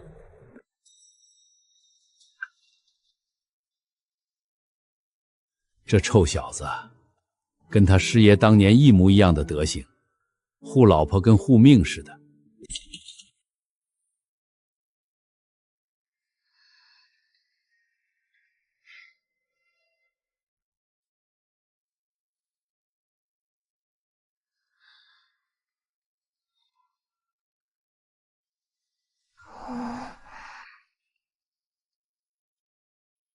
小管家婆终于睡着了。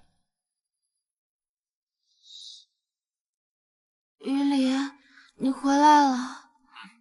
还没，我现在去。你乖乖睡觉。我不对付，我拍照片给你检查，好不好？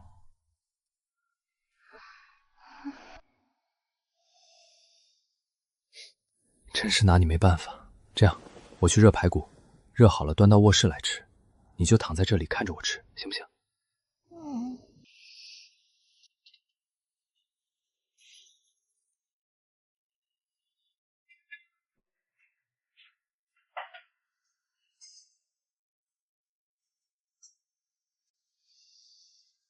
排骨好吃吗？好吃，真的？真的，火候刚好，味道也透进去了，比上次那盘红烧肉做的还好。我就说你会喜欢的。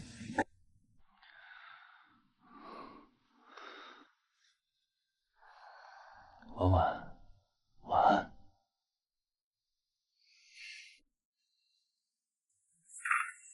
我操！快看绿血锅网炸了！炸了！涉嫌伪造证据、虚假陈述、妨碍司法公正，正式立案调查。魏明成这回是真的要折了。老纪这次是真的一点后路都没给魏明成留。陈景行老爷子难道真的一点同门面子都不看？魏明成欺负的谁？死穴！陈景行这辈子最疼谁？圈里谁不知道？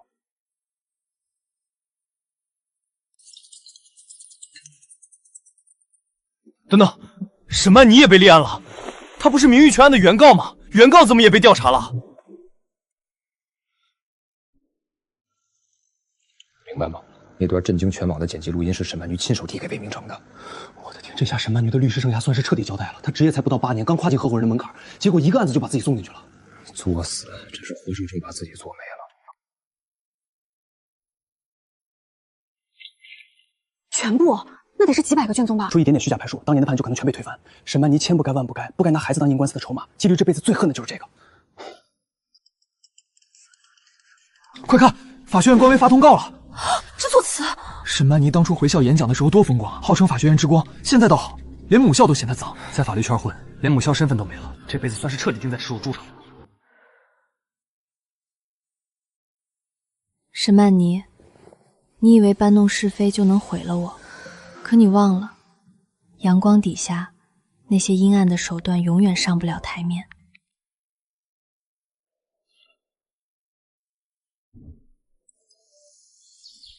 在跟网信办的人开会，不打扰。你的消息是置顶的。这封求助信里的核心心脏病没有从头到尾都是一场精心设计的骗局。这是我们通过合法途径调取的体检原始记录。调查显示，孩子身体指标完全达标，甚至比同龄孩子更强壮。3家平台合计入账超过80万，时间宽度长达4年。季律师，你也触过差大立案标准了。是的，所以前我亲自过，只是为了履行一个公民的举报义务。这里面包含了完整的银行流水审计、平台原始数据对比，以及医院出具的虚假诊断证明。我希望网信间在封闭其相关账号的同时，能协调公安机关对沈曼妮正式立案侦查。季律师，我能不能问一个不太专业的问题？请。你和这位沈律师也算是有旧交。这次你下这么狠的手，是因为你们之间有什么深厚的私人恩怨吗？季律师，沈曼妮虽然手段不高派，但到了这一步，她动了我太太，这就是全部的私人恩怨。我们材料把3转为工作了，立案的事儿，谢谢。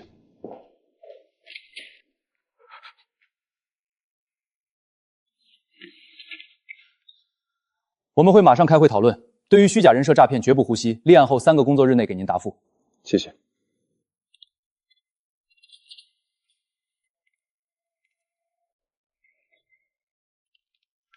季总，天大的好消息！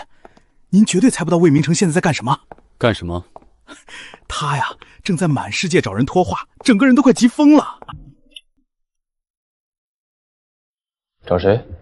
先找了律协3个副会长，全被拒了；又找海城大学法学院副院长，人家说要配合调查，没空见他。魏明成最后没辙，硬着头皮找了季于礼师傅的老同事，前海城高院刚正不阿的退休老法官老郑头。结果呢？对方听完来龙去脉，直接一通臭骂，扔下一句“你惹谁不好，惹陈景行的徒弟”。你不知道那老头子护犊子护了30年。说完直接挂了电话。季总，沈曼妮去了明城律所，要见魏明成。魏明成见他了，他自身难保，哪敢见人？沈曼妮在大厅坐了2小时，最后被保安请出去了。沈曼妮那边找好律所了？昨天就请假了，对外说是身体不适，实际上在海城打了几10个电话，找敢接他案子的律师。没人敢接吗？海城没人敢跟您硬碰硬，何况还有那位坐镇，接这个案子等于自砸饭碗。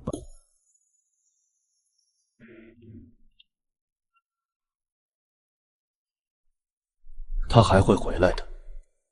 谁？沈曼妮？都这样了，他还敢回来找和解？沈曼妮找不到律师，就会走捷径，直接去找江婉求情。他敢出现在江婉面前1次，我就不会再按法律程序办事。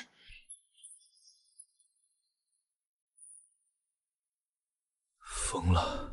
沈曼瑜不知道惹了什么样的疯子，季于礼要的不是胜诉，是让2人彻底社会性死亡，永世不得复生。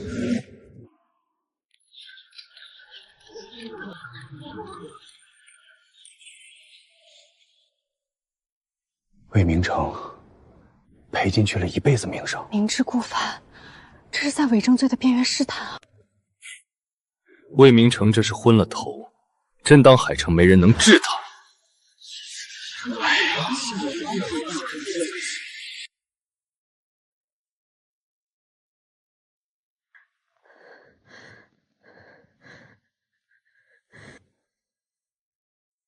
这是纪律委员会的初步处理决定，请签收。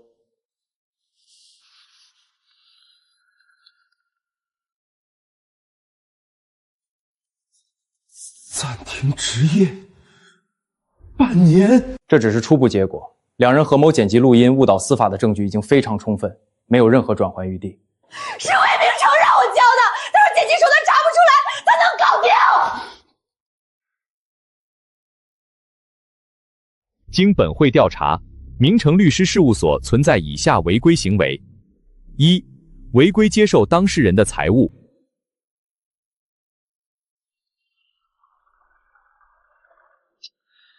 魏明成啊，暂停执业6个月，这算是被钉在耻辱柱上了。6个月，这哪是处罚，这是凌迟。等他回来，谁还会叫他一声魏判官？魏明成的脸早都丢干净了。陈景行既然出山画了这个圈，他就绝无翻身的可能。你还不知道，沈曼妮更惨，已经被暂停失业1年，公安都以诈骗罪立案了。这么说，弄不好真要进去踩缝纫机了。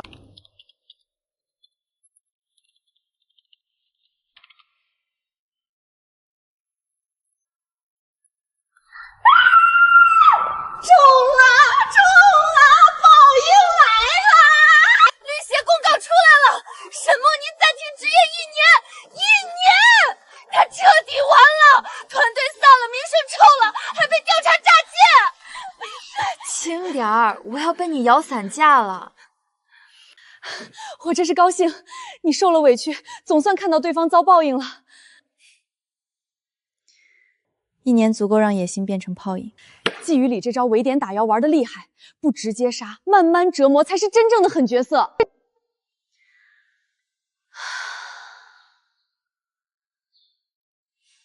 千万级博主的对标方案弄好了没？我的江总大姐，这时候还谈工作，该开香槟庆祝好不好？看见没？律协的公告，人渣彻底凉了，这就是跟我们作对的下场。宁姐牛批，江晚家这律师是神仙吧？这操作也太秀了！我看呐，阎王爷勾生死簿都没这么快，这律师是带着尚方宝剑来的吧？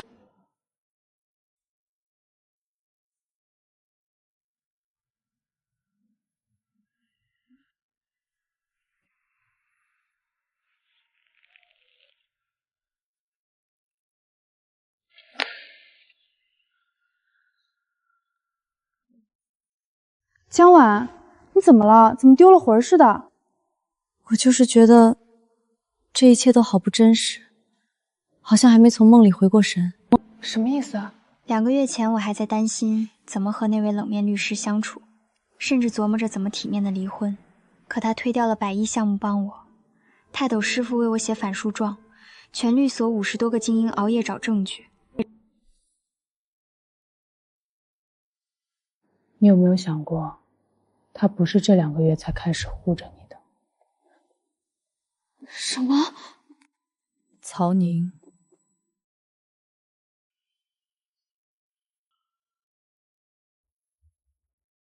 婉婉，关于那笔奖学金，你真的没有什么想对我说的吗？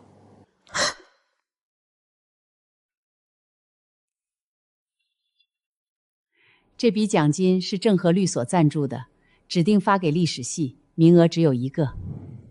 辅导员当时说，是正和律所指定的，用途是……正和律所从不扶贫，你以为的破格录用，不过是他们早就设好的局。你大4那年的实习，真的是巧合吗？墨染服饰，海城最大的服装公司。江婉女士吗？我们是墨染之墨染服饰人力资源部，之前的岗位有了空缺，请问你还愿意入职吗？我明明面试被刷了，是 H 突然打电话说有人放弃了名额。还能有谁？那位季大律师亲自动的手，安排个入职，对他来说不过是签个字的事。我论文的导师，他是系里出了名的灭绝上台，有师姐因为他3年都没毕业。可他对你呢？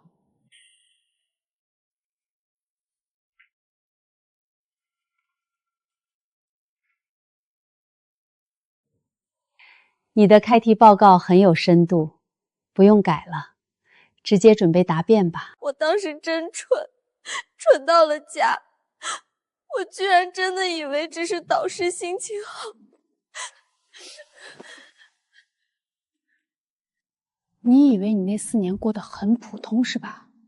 其实一点都不普通，只是有人把所有不普通的事儿都提前替你摆平了，你能普普通通的过日子。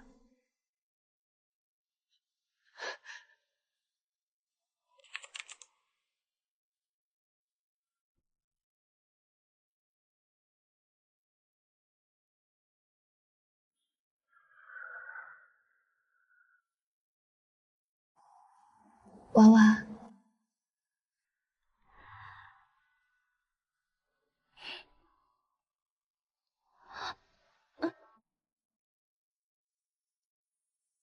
我欠你的，我会用1辈子还。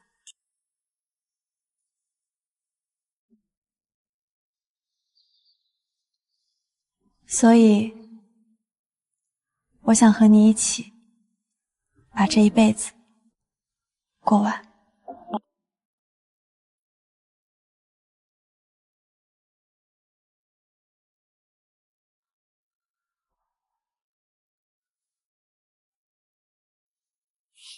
行啊你，藏得够深的啊。是啊，我喜欢他，很喜欢。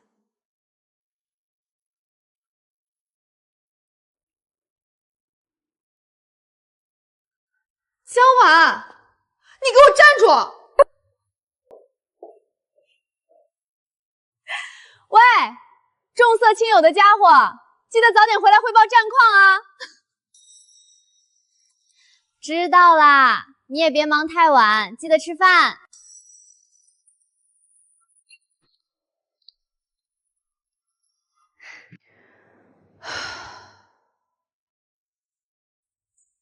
莹姐，你怎么在这儿站着呀？是在等谁吗？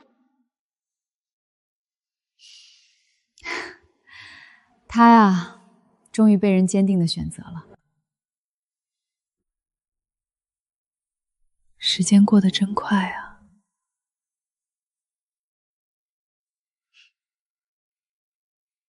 原来被爱真的能让人脱胎换骨。这个含盐量太高，于理不喜欢太咸的。这个添加剂太多，味道不纯。这个牌子上次他说还不错，口感比较醇厚。姑娘，挑得这么仔细，给老公做饭呐？嗯，现在的年轻人肯这么用心下厨的不多了，你老公真有福气。不，是我有福气。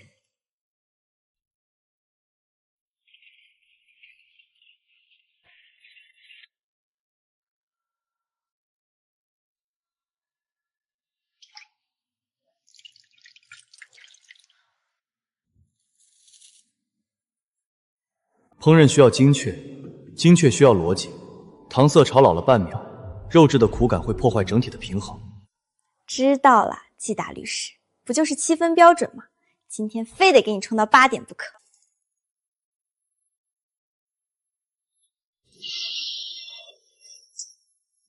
以前我觉得做饭只要不拉肚子就算成功，现在我居然在研究火候的逻辑感。7分是可以吃的家常菜，8分是饭店水准。上次那道虾仁他给了7分半，说了一句可以。今天这道排骨我看你怎么评。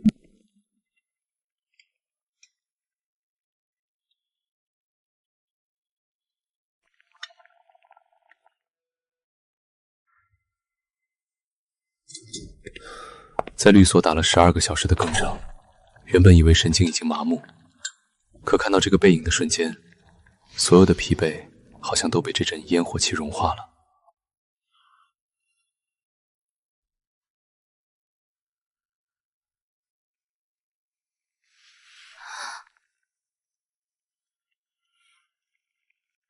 回来啦？怎么走路一点声音都没有，吓我一跳。先去洗手换衣服，排骨正收汁呢，冬瓜汤马上就好。排骨焦了。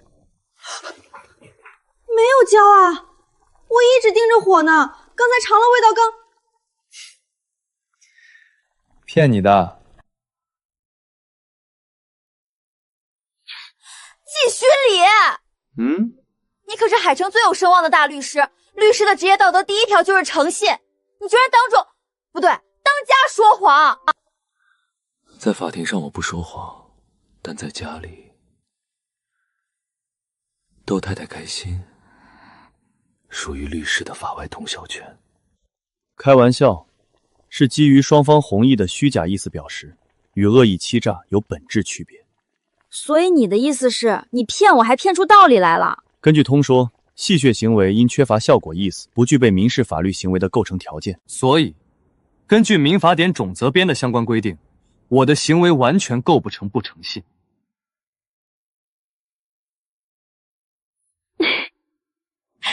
好了好了，歪理一堆，快去炒最后一个菜。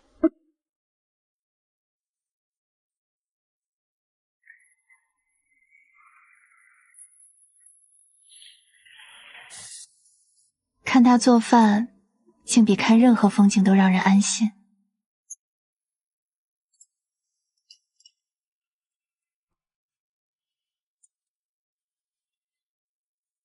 海城律协的官方公告你看了吗？程律在公告发布的第一时间就超前我了。沈曼妮被判处暂停职业1年，1年只是行业处分起步，等诈骗罪名立案后，他面临至少3年刑事处罚。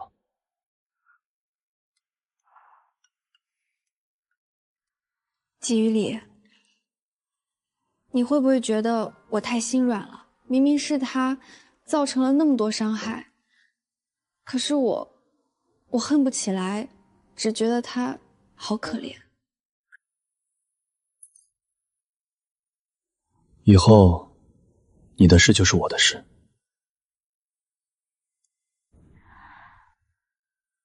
我季雨良护着的人，没人能碰。以后家里的事儿，我主外，你主内，就这么定了。这人到底是怎么做到用这么严肃的语气说这种话的？于理，我看你最近总是在忙，我也想帮你分担一些，可以吗？你，我怎么了？是我哪里做的不好吗？等待便是分担。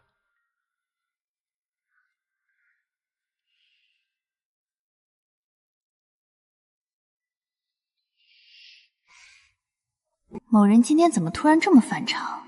不会是做了什么亏心事吧？算了，看在这顿饭的份上，暂时原谅他了。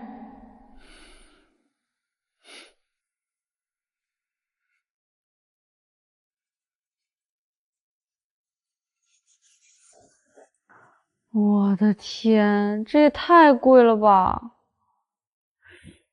算了，蜜月嘛，一生就这一次，咬咬牙。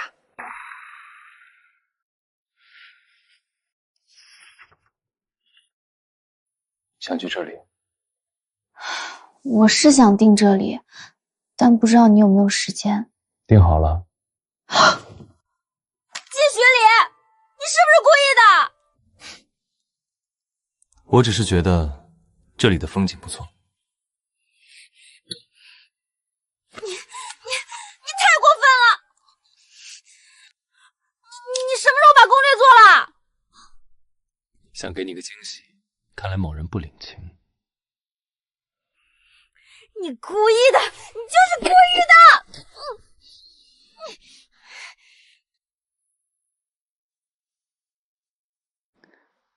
疼不疼？不疼。骗人！我明明用力了，刚才眉毛都动了。那是面部神经条件反射，这个力度达不到痛感纹结，你手劲没想象中那么大。你能不能有一次，哪怕就一次，不要表现得这么理性？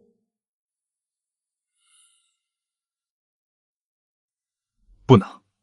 你逻辑是我的职业底色，不理智的话，现在诉状上签字的就不会是我了。说大道理你最多。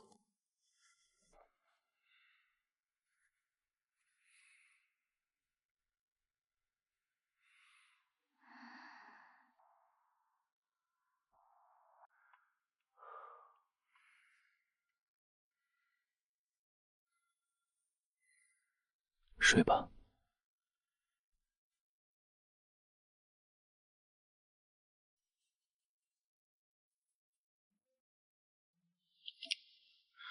沈曼迪涉嫌网络诈骗，证据确凿，符合立案条件，现正式立案。证据清单已电子补全，需要配合核查可随时联系。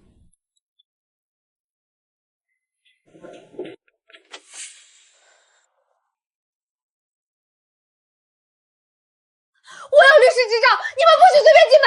你涉嫌网络诈骗，请配合我们带走电脑与银行资料。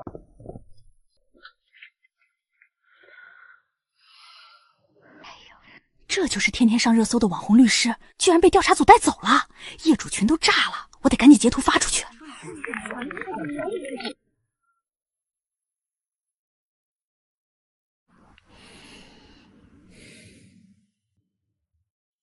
是不是在想沈曼妮的事？你怎么知道？你又没睁眼。从11点到现在，你翻身超过了5次，根据观察，心事很重。你连翻身次数都数，职业病也太严重了吧？第6次了。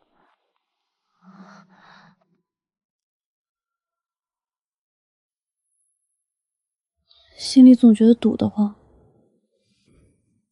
他是被自己的贪婪和谎言所害，法律已经给出了裁决，你不必背负不属于你的愧疚。孩子是无辜的，他要是判刑了，孩子怎么办？孩子确实无辜，如果他陷入困境，我会以个人名义提供医疗与生活救助，但我绝不会用放过他作为交换。他真的是很好很好的人。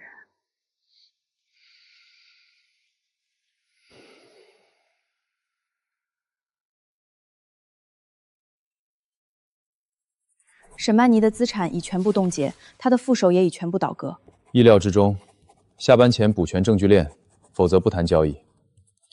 这种小案子不需要我出面发声。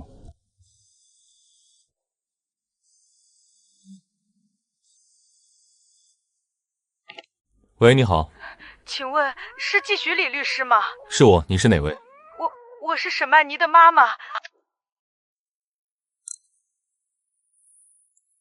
季律师，是我女儿做错了事，该关该办都是报应，我不敢求您放过她，我就提一个请求，季律师，求您给孩子留条活路吧，他天天问妈妈去哪儿。孩子是无辜的。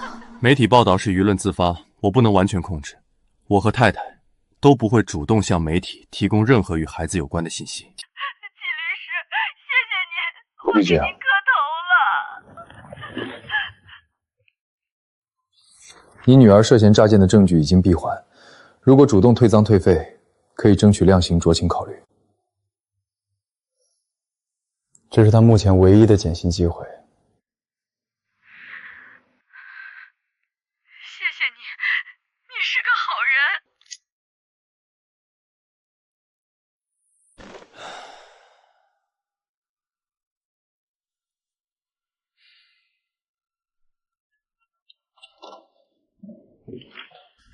纪律，您没事吧？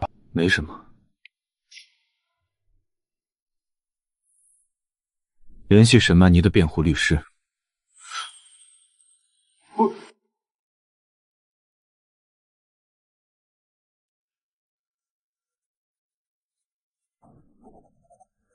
关于那个案子，我有个从轻量刑的方案，成功率在70%以上。另外，对方孩子的转学落户问题，我也会一并解决。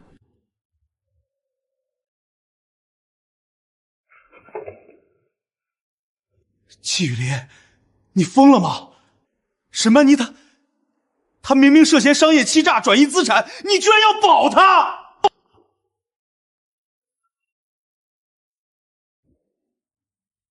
我知道。你知道？那你为什么还要？因为江晚值得。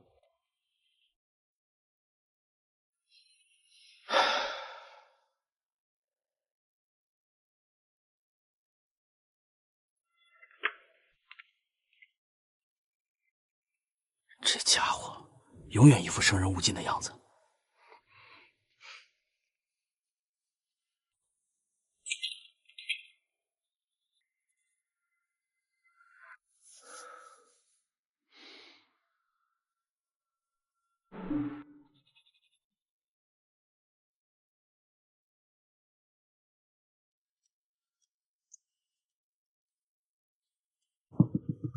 魏明成真是好大的胆子，居然敢动到季家头上！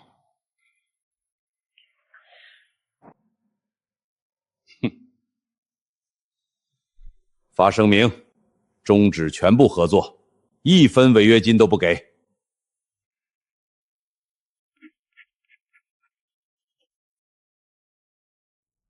魏明成活该，这种货色不配给我们家写合同。董事长，解约声明已经同步发出了。顺便在圈子里打个招呼，谁接魏明成的茬，就是和黄铺过不去。沈曼妮的事我会处理，帮魏明成把那把刀折了。发布北梁的声明一字不改，支持依法维权，反对滥用职权。魏总，龙氏商会发声明了，终止全部合同。是黄埔和北梁，他们也发了声明，就在刚才。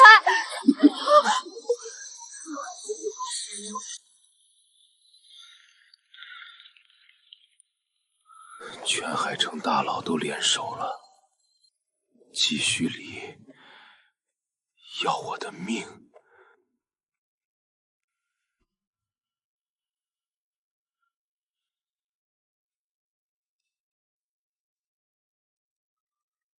您拨打的电话正在通话中。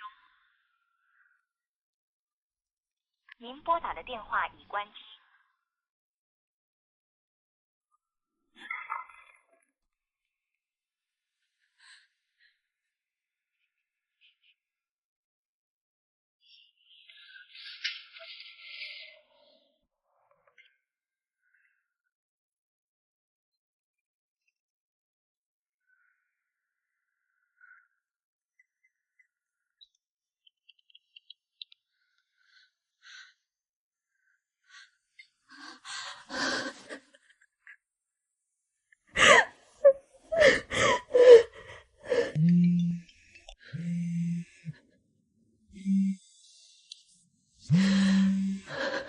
妈妈，奶奶想你啦。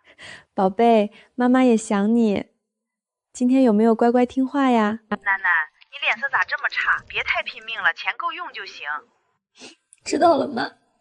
外面有人说不好听的话，但妈知道你不是坏孩子，有事就回来，妈帮你。妈妈，妈妈你怎么不见了？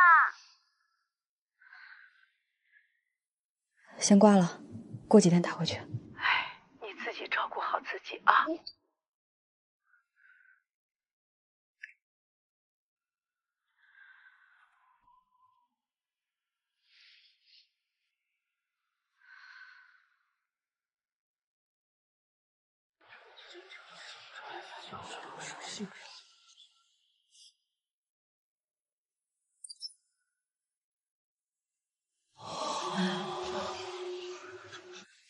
这怎么可能？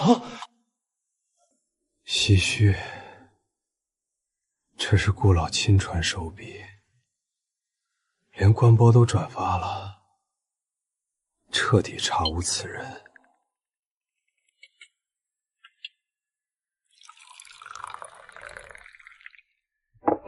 这是季雨里特地带回来的明前龙井。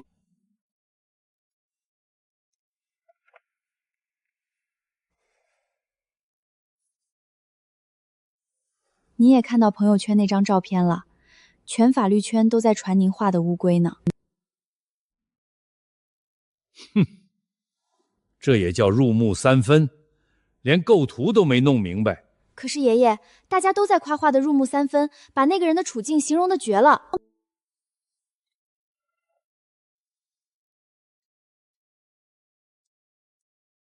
龟壳上的裂缝才是重点，是他最该看清楚的东西。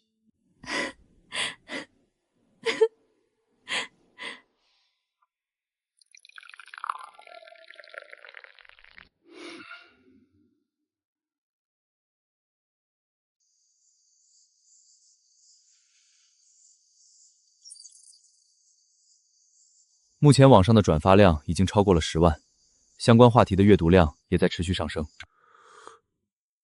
哼，我那可是入木三分的佳作，他们这帮人啊，多转转多看看那是应该的，这艺术熏陶哪能一蹴而就？蜜月打算什么时候去？别在这节骨眼上回去跟进并购案。下个月。去哪里？冰岛。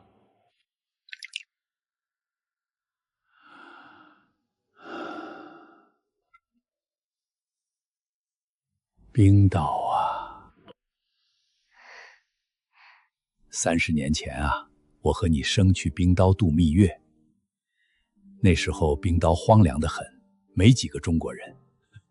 你都想不到，他那时候。你师娘啊，平时看着端庄，一看到火山喷发，激动得满地乱跳，嗷嗷叫。我在旁边拉着都拉不住，真怕她一头跳进去。陈老，真没想到还有这样可爱的经历。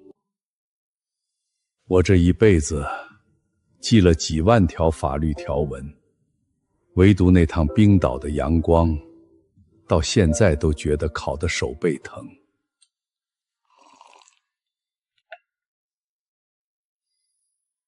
我会带一张火山的照片回来给您。少拿照片糊弄我，把老婆照顾好，别受凉才是正事。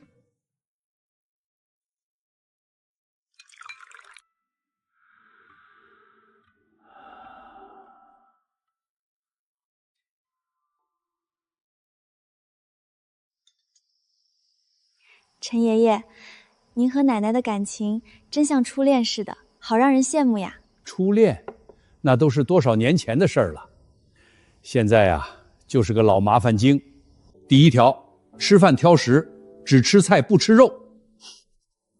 爷爷，您这是在办案还是在告状呀？不过我跟雨林可不一样，我呀就乐意惯着他。小季是嘴上一个字不崩，心里装的全是事儿。我跟他可不一样，我要是喜欢一个人，嘴上得站着，心里也得全站着。爷爷，您平时心里都在想什么呀？想你奶奶，想了一辈子了，还在想。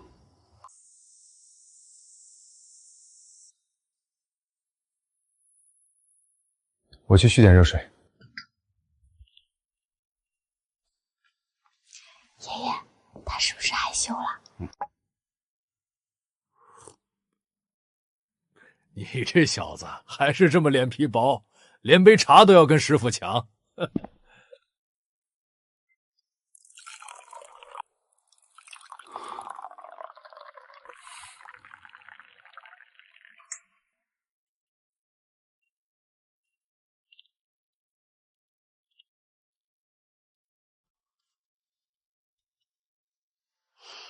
师傅说的太准了。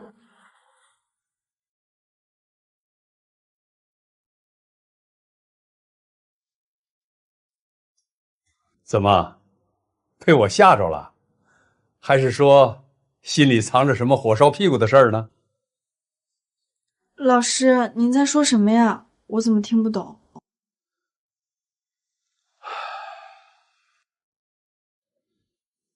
他说，往后我护着你。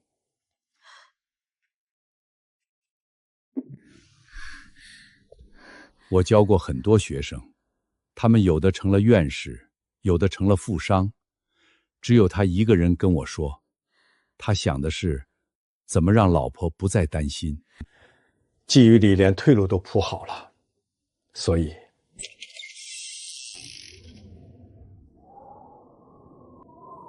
你这丫头命好，嫁对了人。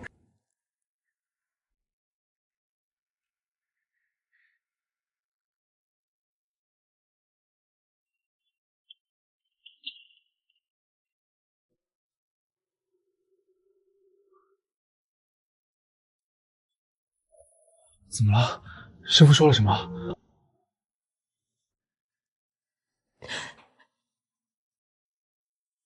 师傅说你昨晚打电话了。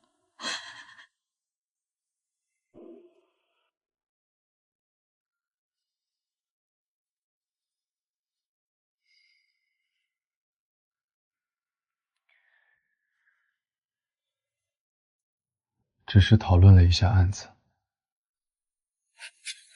案子，他肉吧，继续挂。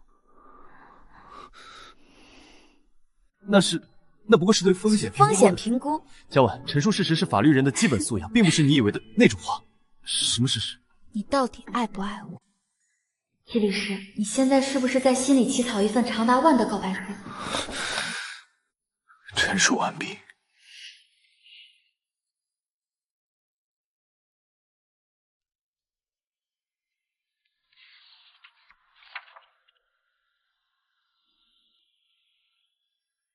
一晃啊，都这么多年了，你还是这么年轻。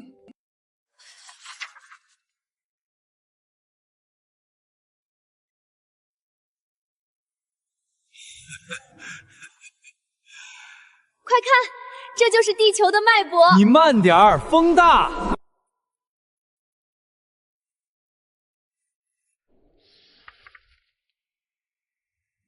你呀，跟我年轻时一模一样，不会说话，只会做事。这辈子委屈你了。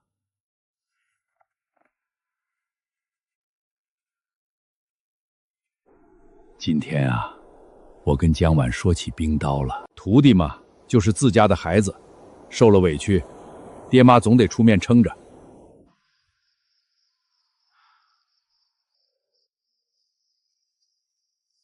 都回来吧。这处理结果比预想的还要重啊！魏明成不仅停职半年，居然还要重考职业道德，这简直是当众扇他判官的脸。沈曼妮才是真的彻底出局了，停职1年还被移交将相调查组的欺诈案。他那间办公室听说下午搬家了，真是墙倒众人推。要怪就怪他动了季雨图的命门，原来还有全身而退的道理。江婉，对不起，我知道这3个字什么都弥补不了，但我想告诉你，你嫁给了一个托付终生的男人。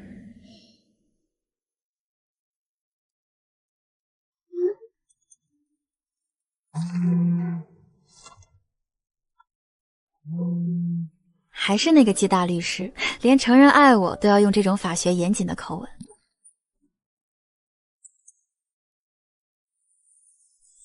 他给我的从来不是婚姻这个形式，而是他全部的全部。季雨里，余生这本合同，我会陪你好好履行。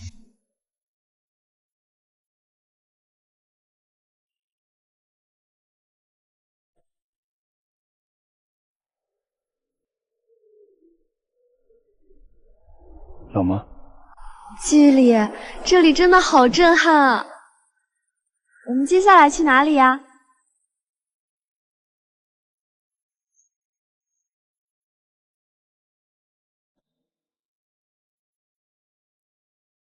明天早上9点去看火山。真的吗？那我们能看到真正的岩浆吗？太棒了！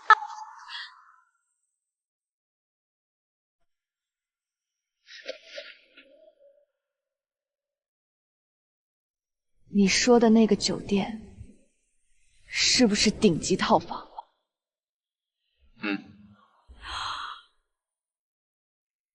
多少？没多少。没多少是多少？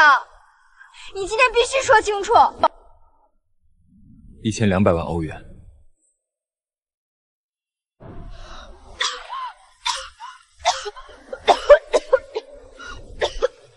你疯了吗？这也太贵了！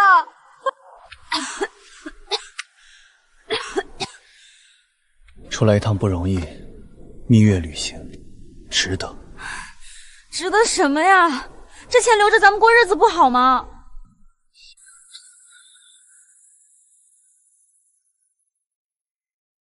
江晚，我花了4年，才敢站在你面前，告诉你这些。这一次，我不会再放开你。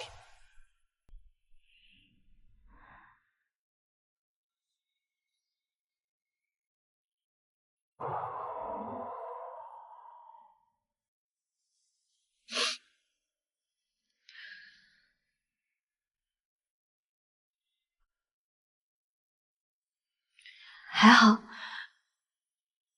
有你在。我只是不想玩，我只是不想让你误会。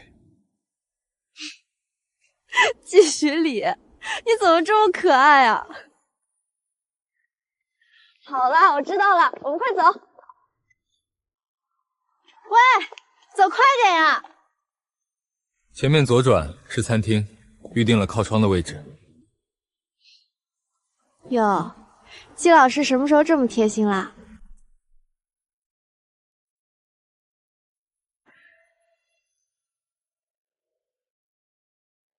江晚轻柔的心念，和他在一起的每一步，都像踩在云端。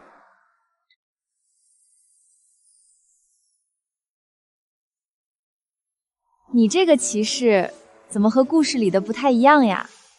别人都在拯救世界，你怎么只会整理围巾啊？第一，传统骑士骑马，你骑共享单车；第二，传统骑士救公主，你帮我扛水桶；第三，以后的每一步，我都陪你走。原来这就是归宿。